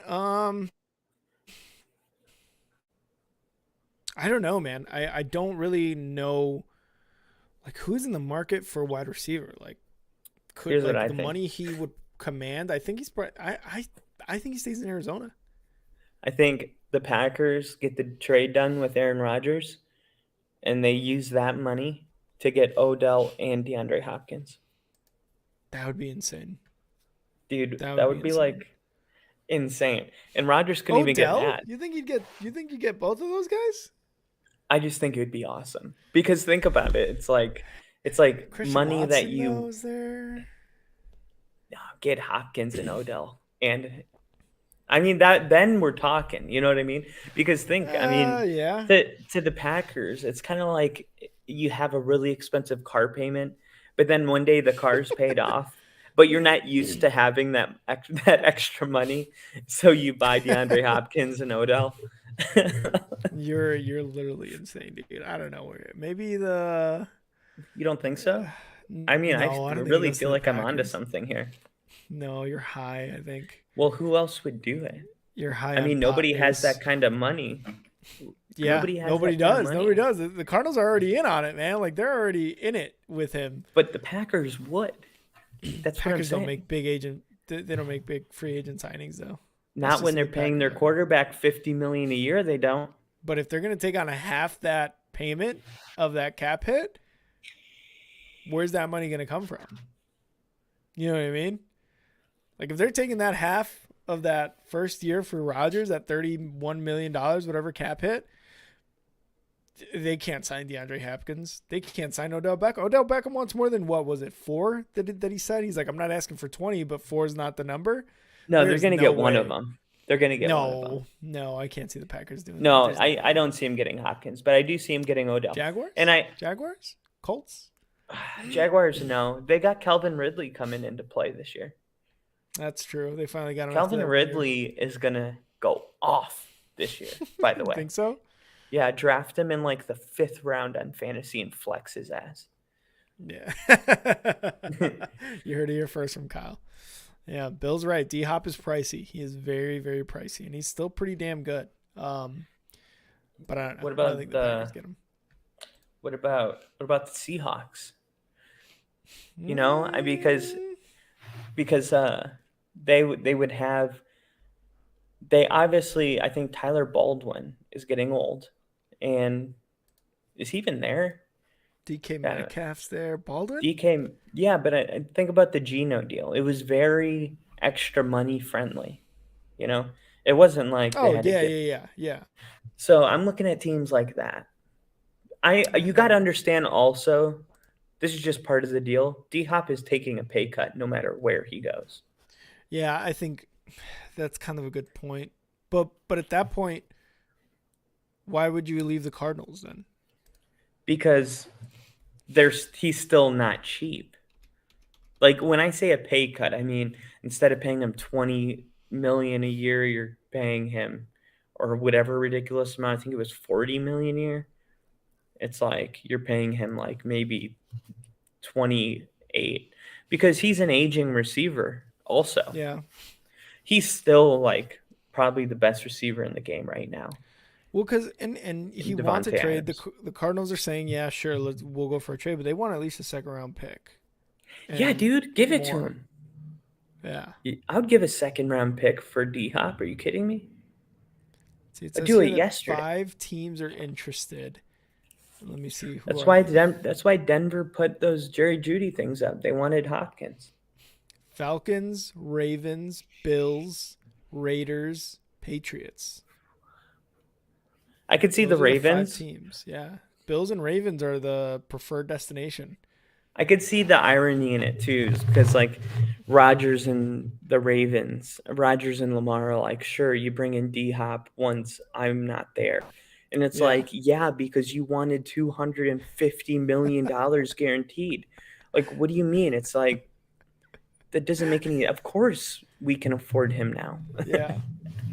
Bill goes, why would you leave the Cardinals? Because they're the Cardinals, Rick. I was thinking more or less like, if the money's there, why would you take a pay cut, right? In a sense. That's kind of what I You was got to thinking. think, once they get older too, they're not playing for money anymore. Yeah. It was I like mean, they won a Super Bowl. He you want to wants leave Kyler too. Kyler's just kind of being a drama queen there too. So. Dude, Kyler sounds like so. Dude, he seems like he's like the dad of every situation, just constantly. And plus, they're going through a coaching transition. It's just like a good time to like go wash your hands from the Cardinals. Yeah, get the fuck out of there for real, honestly. Yeah. Yeah, That's mean, another Bills, player Bills would be a that's good one. Ravens would be a good one too. the They can get Bills. Lamar, of course. There's not enough ego in the Buffalo air for Stephon Diggs to have D Hop on the team. I mean, Stephon Diggs can barely handle the situation he's in. Did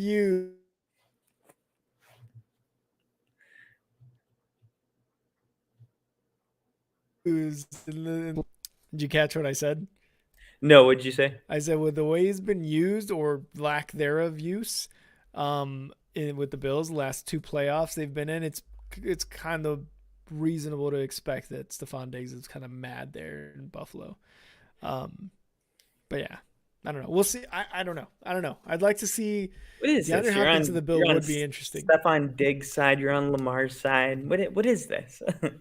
What do you mean? Stephon Diggs is a great wide receiver. No, I know he's great. It's just like you're really like you came in with some attitude today.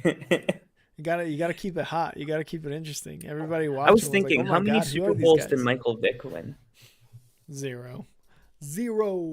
Lamar Jackson reminds me of Michael Vick. Talent is there? Well, who did Mike Vick have around him though? Who's that one tight end? Deshaun Jackson? No, Gonzalez, right? In Philly. Oh, Tony Gonzalez? He's the greatest tight end ever. He's a longtime Chief. Tony Gonzalez, I'm telling you, he was a Chief for like 13 years. Yeah, I know. I think it was Anthony Gonzalez, technically. Michael Jenkins, Adam Jennings, like that was 2006. Never mind. But that's what I'm saying. Like, you keep saying, who did he have around him? That quarterbacks make the receivers have a name. There's only a few wide receivers that make a name for themselves, regardless of their quarterback. Odell Beckham did it, but he had Eli Manning. Like, dude, think about this question. Like, what's the best receiver in the NFL to not have a good quarterback? The best receiver in the NFL to not have a good quarterback? Yeah. Name the top 10 receivers in the NFL right now. Top 10 receivers: Justin Jefferson, AJ Brown, AJ Brown, Stephon Diggs, Devontae Adams. Maybe DeAndre Hopkins, put him in there. I would put him in there. Of course. Yeah, top 10. Christian Tyreek Kirk. Hill. Christian Kirk is not a top 10. I know. I was like, there's no way you're being serious right now. Tyreek Hill. Jalen Waddle I'd put up there. Nelson Aguilar. Oh my God. DJ Moore. Chris Olave could be in the conversation at the end of the year. Chris Olave and Garrett Wilson, I think they're outside of the top 10 right now. I don't think they're top 10. But like DJ Moore, who did he have last year? You know what I mean? He had He had Baker Mayfield, um, His numbers Darnold. sucked. I had him on my fantasy team. I had to bench him every week. Yeah, but even before that, he still had Darnold there. The year before, when he's getting thousand-yard years, he didn't really have a quarterback Terry that was throwing to McLaurin him. too. Terry McLaurin is up there. Yeah, he So got paid. yeah, Terry McLaurin, DJ Moore. There are a few receivers that make a name for themselves. When you think Yeah, of all-time great receivers, it's like Jerry Rice, Joe Montana. Tyreek yeah. Hill had Patrick Mahomes, and even with I would say even with Tua, he's done pretty well. But for the most part, a lot of these like Eric Decker, Demarius Thomas, Amendola, Wes Walker, Mm, these like Hall of Fame fringe wide receivers, it's a quarterback, man. I'm telling you, it's like mm. it's almost not an excuse because if you're in the NFL, you're not a bad wide receiver. You made it to the NFL.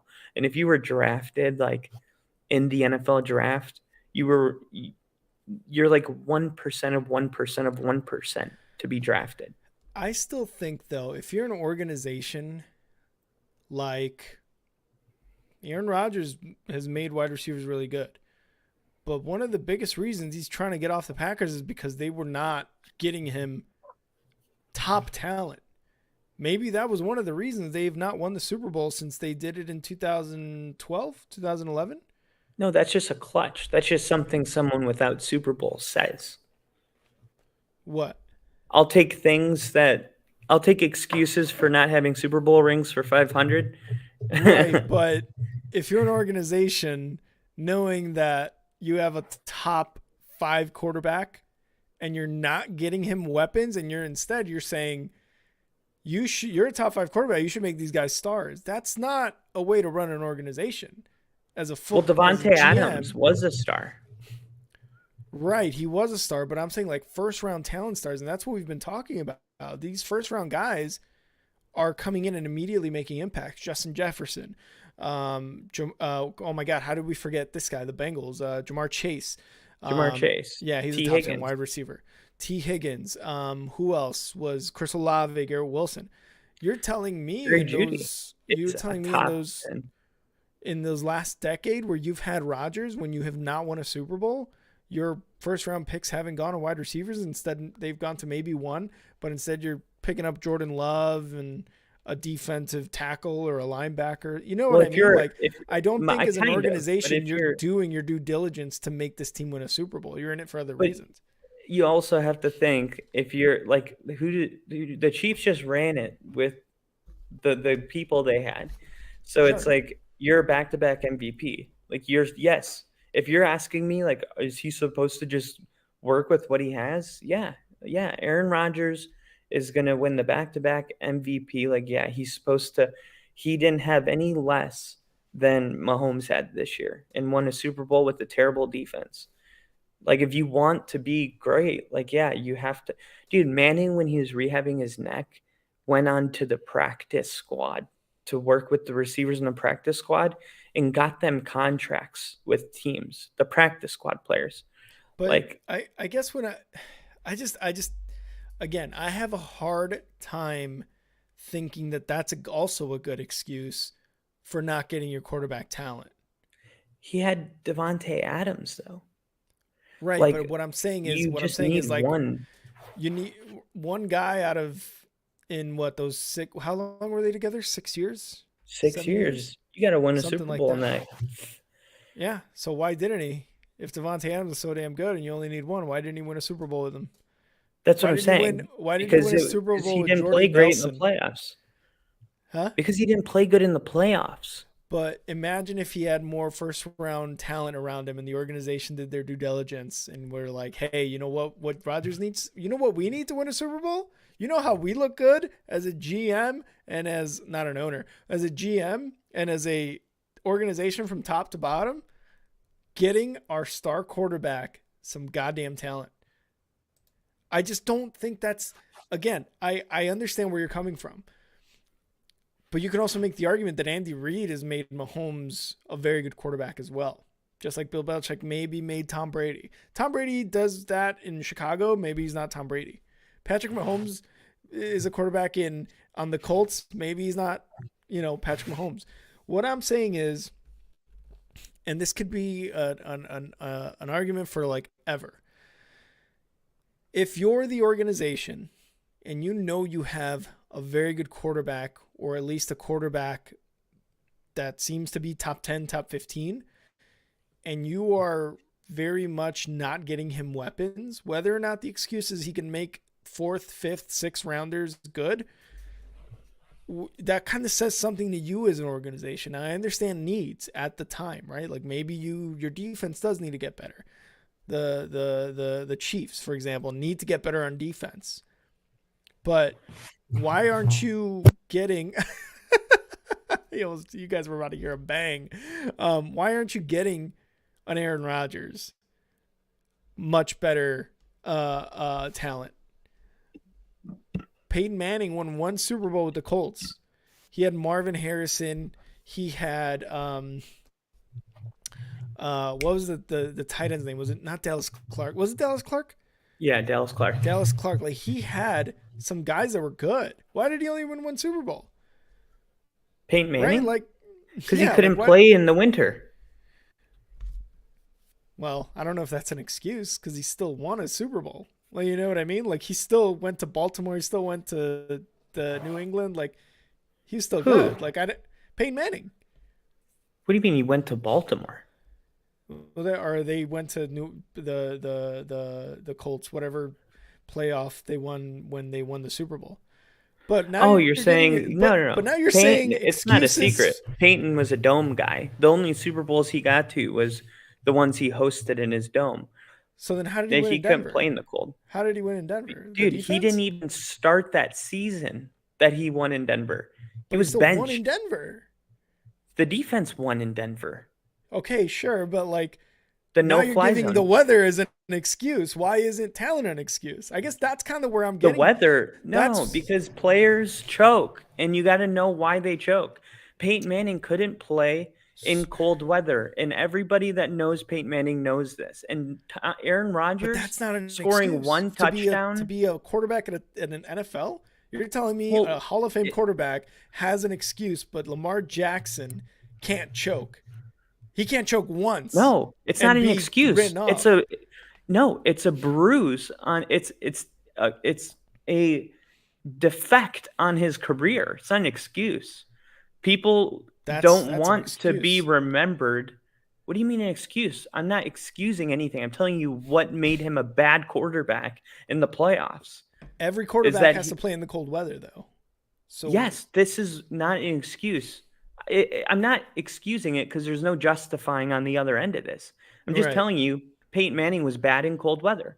If Aaron Rodgers can drive down in the first series in the 49ers game, in the NFC Championship game last year, or 2 years ago, and score a touchdown, or a divisional round, score a touchdown on the first drive, and that shows you right there he had the talent to do it. They couldn't score another touchdown the entire game. Aaron Rodgers? So it's yeah. So, but Aaron Rodgers plays in cold weather all the time. Why does he? No, Aaron Rodgers likes cold weather. Why does he only have 1 Super Bowl? Because that's what I'm telling you right now. He didn't play good that game. So, okay, my whole reasoning, and I kind of love that we're having this argument, is that again, like I feel like there's got to be talent around the quarterback. I don't think there's excuses whether like this is one of the reasons I feel like I'm in defense of Lamar Jackson. Well, you're forgetting how hard it is to win a Super Bowl. Like there are quarterbacks that Drew Brees only has one. And how hard is it when you don't have talent around you? It's much harder. How hard is it when you don't have first-round talent around you? And it is hard. It is very difficult. So but that's why Lamar needs to stop, because he's trying to get paid like Tom Brady and Patrick Mahomes. And he's not Tom Brady and Patrick Mahomes. They win a lot of Super Bowls. Mahomes will win at least 6, just like Tom Brady. And that's why they are different than Lamar Jackson. Like, if you want to pay Lamar Jackson the same way that you're paying Brett Favre when he was a Packer, then sure, go ahead. But Lamar Jackson wants to be paid more money than Patrick Mahomes. Like, no, you don't get He to. wants guaranteed money. So, and this Yeah, is what I'm saying. why? So if Why you're would a player that can't stay healthy get guaranteed contract? so why would you give Josh Allen $258 million when he can't win a big game to save his life? He could win the big game. We already talked about He this. hasn't. We saw He hasn't. It's been 3 years and he hasn't, and he's they proved that changed he the rule hasn't. because if he would have got the ball, no, that's such a fucking stupid thing to say. He went How back are you and going to forth tell in me? the he went back and forth in the last 7 minutes, touchdown for touchdown with Patrick Mahomes, And and couldn't proved win. that there's because he's not on defense. He didn't get the ball last. What do you mean he Okay, couldn't but win? what happened last year? What It happened came this down past to a season? coin toss. He was hurt. He was hurt this season? Yes. He was hurt When all was- season. You know how you don't know about it? Because he's not a bitch and doesn't sit out of playoff games. Good point. But he still didn't win it. So why give him 258? 258 over a contract. Because they paid him after he went toe-to-toe with Patrick Mahomes. They didn't pay him this offseason. It's what you've done for me lately, and that's what the NFL is always going to be. So if he got paid after going toe-to-toe with Mahomes, so be it. He didn't get that contract after this, and Joe Burrow still hasn't gotten paid. Lamar Jackson sure the hell isn't going to get paid. He hasn't done anything since 2018. 2019. 2019. That's a long time ago. In football years, that's the average career of an NFL player is like 2 seasons. So that's an entire career away what Lamar did. I guess it's just like it comes down, and man, this really should have been argument of the week right here. God, like what the fuck? Bill's saying, "Ooh, shots fired at Lamar by Kyle. How come you didn't know he was injured? Because he's not a little bitch." All right, well, this is argument of the week, and we're gonna put it on the YouTube Definitely argument of the week and everything. This is a good one. Again, I feel like the injuries just happen in the NFL, man. It is what it is. You can make an argument that I guess Josh Allen should have not played that game because yeah, you can be not a little bitch, but you can also hurt your team by not, getting arguably your best wide receiver in the game during that big playoff game. And you've lost 3 years in a row in the playoffs. This year you're supposed to go to the Super Bowl. This year you're supposed to be Super Bowl MVP. This year you're supposed to be MVP. Then you kind of shit the bed in the playoffs. It's like they paid him for his past performances. 100%, I get that. But they paid him, I think, before, if I'm not mistaken, I think they paid him before that. Or maybe it was 2021. Either way, 2 years in a row, sure, you go toe-to-toe with Mahomes. But if you can't win the big game, then I can understand the "what have you done for me lately" thing. But well, after they're 3-9 without Lamar, and that's that Lamar has Mark Andrews, as his only weapon in the entire offense, and a couple running backs. Well, after that's just kind of where I'm at. No, I understand that, but after the game that he had with the Chiefs, nobody said what you're saying right now. Is that like, well, he couldn't win the big game. Like when he went and did that golf tournament with Aaron Rodgers, Tom Brady, Patrick Mahomes, and Josh Allen, he sat up there and all the conversations were not if he was going to win or he can't win the big game. He had so much dignity after that way that game went as a historical game that people knew it was just a matter of time before Josh Allen brings a Lombardi. And that's why they were the Super Bowl favorites going into the year. When Lamar Jackson makes the team that he's on a Super Bowl favorite going into the season, then we can talk about real value. Like Lamar Jackson's never had the Ravens being a favorite to win the Super Bowl, but he has never had a playoff game like Josh Allen had. That's the real bottom line here. It's like you can't say Josh Allen chokes in big moments because of last season, because we've already seen him have incredible performances. When Lamar Jackson does that, he can get a seat at the table, but he doesn't have a seat at the table. You don't think that Lamar had the Baltimore Ravens as a Super Bowl favorite after he won a unanimous MVP in 2019? The Ravens were. I think there was some conversation about the Ravens going to the Super Bowl that year in 2020. Well, that would make sense. What have you done for me lately? But what year was he in? Yeah, he was year Because 2. It was his rookie quarterbacks don't get contract. paid in year 2. Joe Burrow is going into his 3rd year with no contract. Yeah. And he took his team to a Super Bowl and almost a second in 2 years. Mm-hmm. This is a part of your rookie contract. My whole argument is, again, I'm not making excuses for anyone, but I think there's like a good 2 arguments here. A good quarterback or a great quarterback, right? Let's say a Patrick Mahomes, a Joe Burrow. Well, not even Joe Burrow. Tom Brady can make these guys, and Aaron Rodgers can make the players around them really, really, really good. Josh Allen needed Stephon Diggs to really get going. Joe Burrow had Jamar Chase year 2 after his injury, and T. Higgins, and I'm blanking on the 3rd wide receiver other than T. Higgins and Jamar Chase. Tyler Boyd. And he's got Joe Mixon at running back. He was getting sacked a lot, sure, right? But he was still able to get those weapons off. So the organization did something for those 2 guys. They were able to get them weapons because they knew that they're like fucking Steve, such an instigator. They were able to get weapons for those 2 guys because, hey, Josh Allen maybe does need a wide receiver 1. Joe Burrow, we got Jamar Chase. They had that connection in college. Let's fucking get them together. Let's see what happens. Sparks flew. Now they're probably one of the best quarterback wide receiver duos. Lamar Jackson won the unanimous MVP in 2019, and the Ravens is still like have not given him any sort of weapons, right? Like I feel like you have Mahomes and your Tom Brady's and your Aaron Rodgers who can make guys good, but you also have your Josh Allens and your Joe Burrows that have really, really, really good weapons, and in a sense, maybe that's why they're good. It would be a waste. We haven't seen Joe Burrow without weapons. We haven't seen Josh Allen without weapons. We haven't seen him in the same situation that Lamar Jackson is in, right? If you saw Aaron Rodgers without weapons. That's what I'm saying. Aaron Rodgers, Tom Brady, Patrick Mahomes, those are the guys that can definitely make guys good. We haven't seen Joe Burrow without weapons. We haven't seen Josh Allen year 1 for Josh Allen was probably a different story. He was a rookie, whatever. That was the only time maybe he didn't have weapons. But look what happened when he got Stephon Diggs. Look what happened when their defense got really, really good.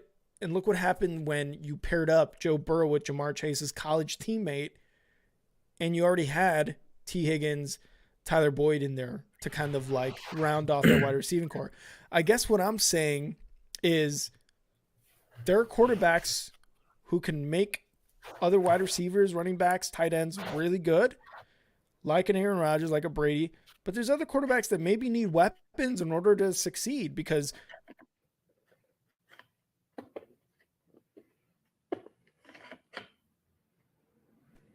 I think I hear you. He's not going to be one of those. Sorry, I'm just getting frustrated over here because of my goddamn internet. But I think maybe Justin Fields.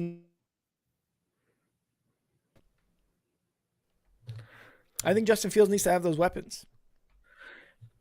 No, I totally hear you. So Lamar has let's see, Patrick Mahomes had 5,000 yards passing this year with absolutely nobody at receiver. And you can add his unanimous MVP season, his first season in almost 2020 and not get 5,000 yards passing from Lamar. He had 1,200 his rookie year. 3,100 was his unanimous MVP. Not even 4,000. Justin Herbert's had 4,000 receiving with obviously Mike Williams and Keenan Allen. But let's not act like it's like Mike Williams and Keenan Allen are like top 5. They're barely on the field. And he had 3,000 and his unanimous MVP, 3,100. Lamar's never even gone over. But he had 1,000-yard rushing that year as well. Who cares? You're a fucking quarterback. If you're literally asking... Who cares? What are you talking about? It doesn't matter. That's offense. sense because the fucking It weapons doesn't. around No, him. What do you mean? it This is doesn't. what I'm saying. No, why would you? It would be a waste of talent to bring Jamar Chase, T. Higgins, and Tyler Boyd away from a real pocket pure quarterback. Joe Burrow is a pure quarterback. He's going to throw the ball. Lamar Jackson's going to get what, 3,000 yards passing?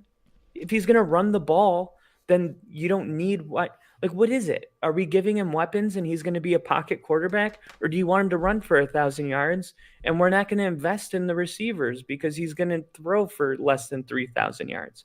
But you can't have both. It just doesn't make sense. Like You I can't have both. understand I You're saying you understand the can't have argument both? with Aaron Rodgers.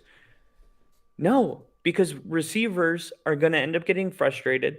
They're not going to want to play. It's not good for their career to every time they get wide open to look back at their quarterback and he's running.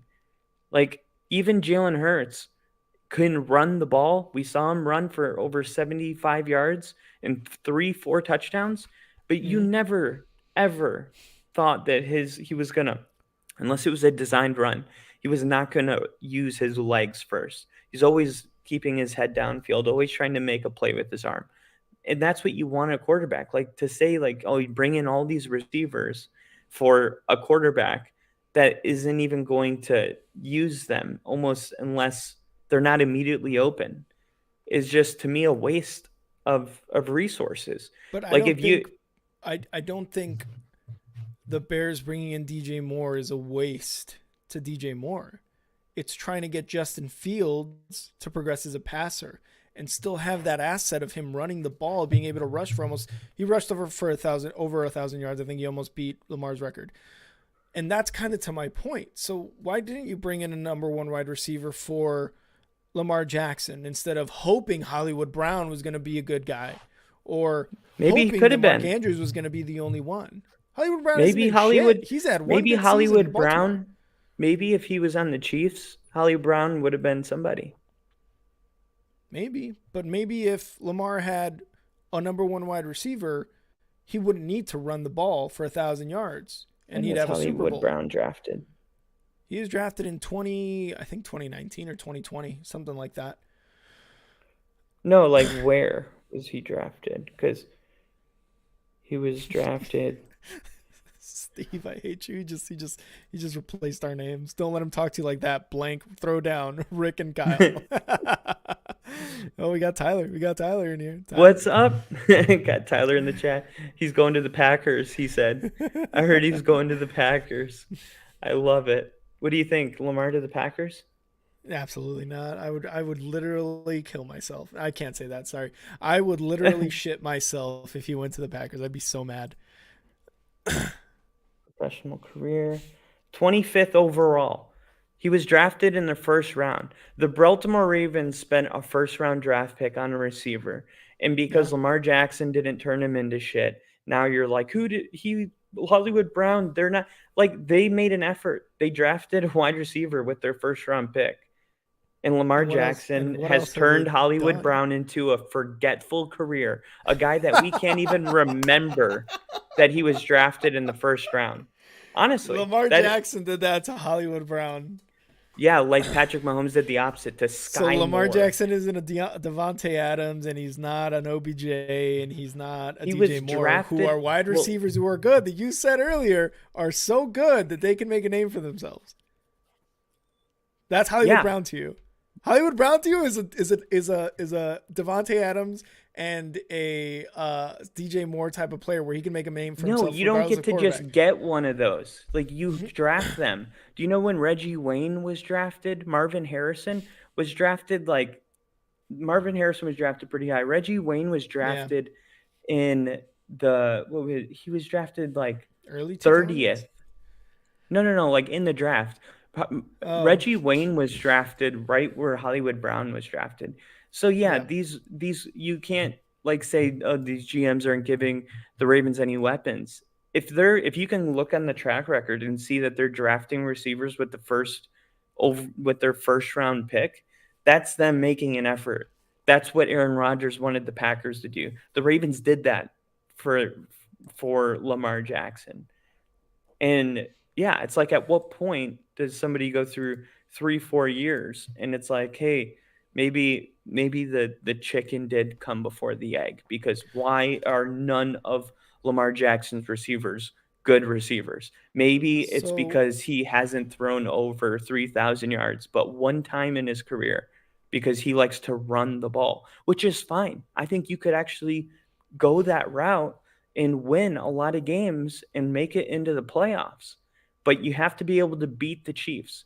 And if you watch yeah, that Chiefs Buffalo game and you're in the AFC, you felt very, very disappointed because you realize that there's a level, and you're not going to make it to the Super Bowl unless you can do what you just saw on TV.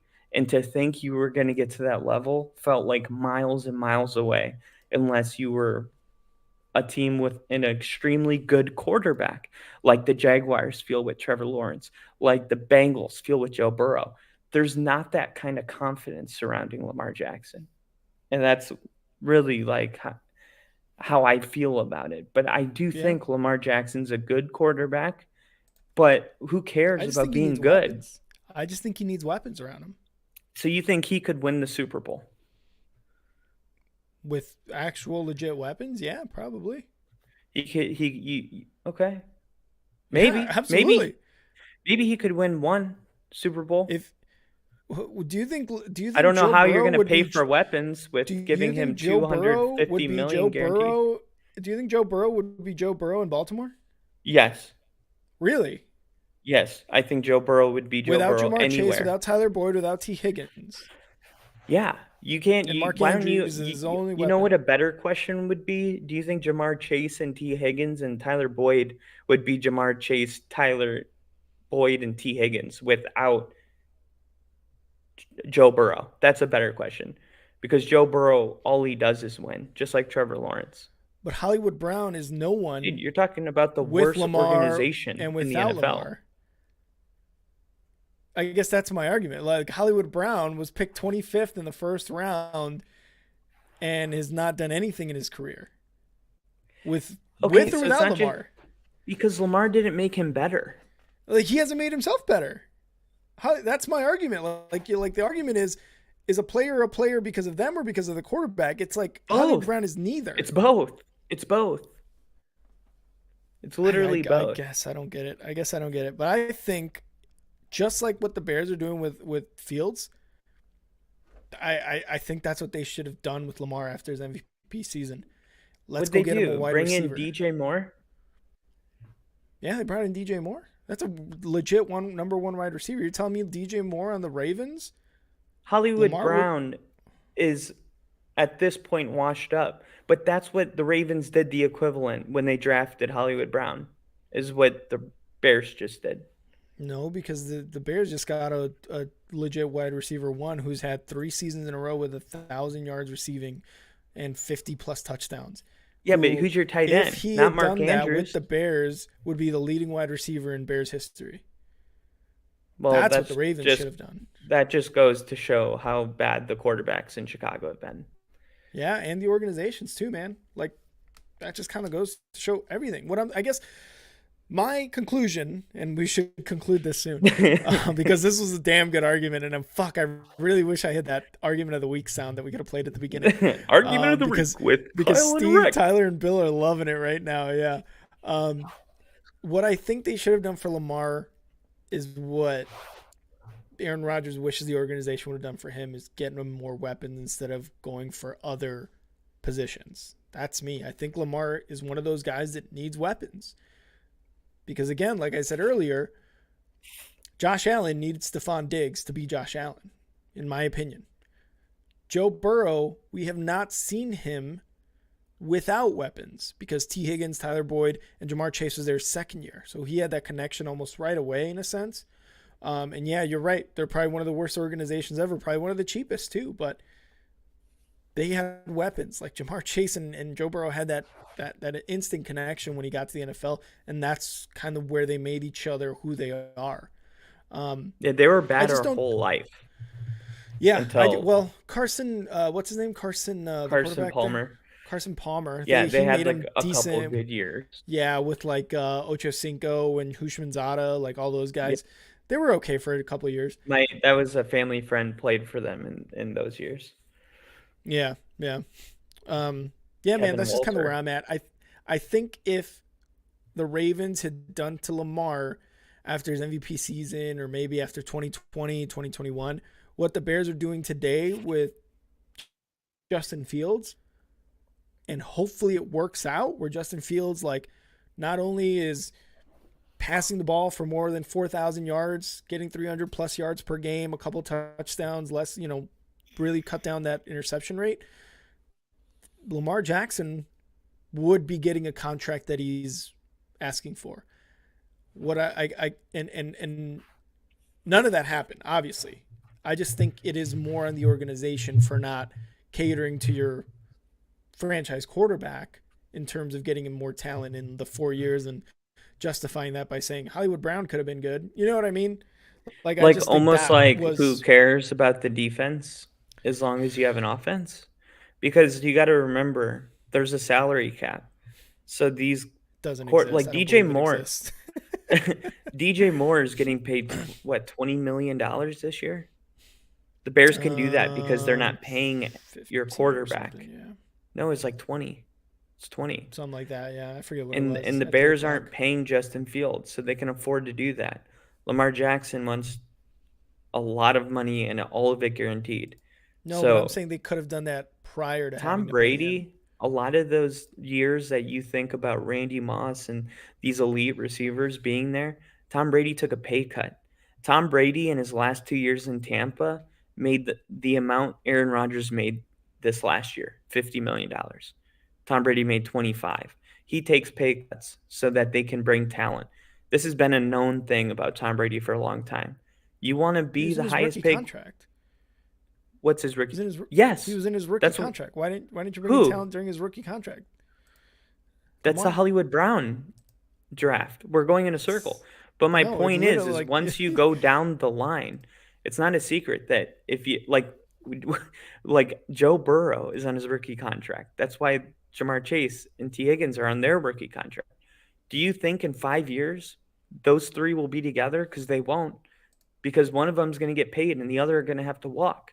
And unless somebody's willing to take a team-friendly contract, they're not all going to stick together. And that's just the part of the business that you have to fully understand. It's not always just, oh, we're not going to give this guy weapons. It's that you can't have the cake and eat it too. Like, you want to be the highest paid quarterback?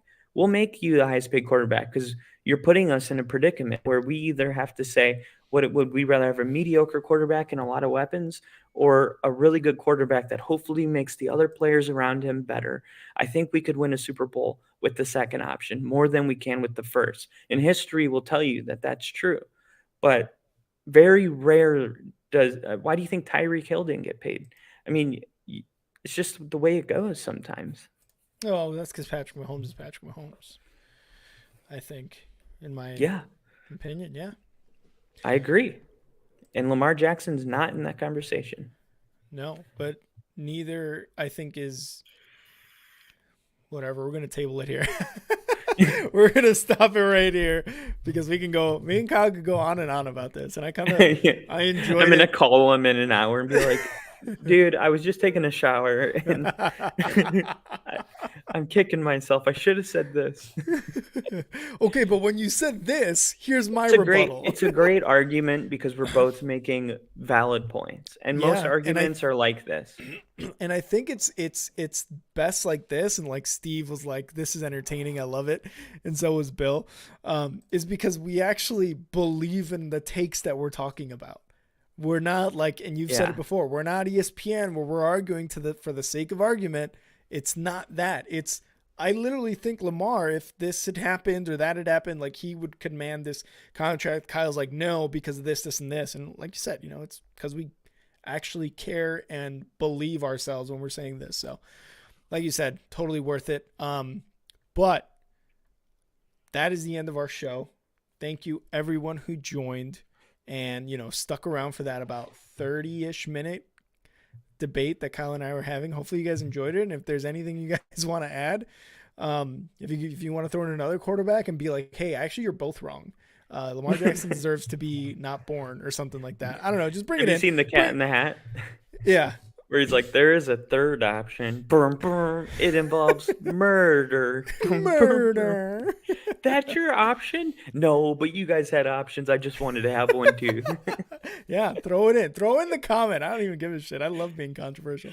But thank you guys again for sticking by. Thank you to Bill, Steve, Tyler, who just interviewed. Go check out interview 32 with Tyler, the Packers fan. Thank you to Jinja for coming in, Eric and John, all you guys coming in with the comments. Appreciate all you guys.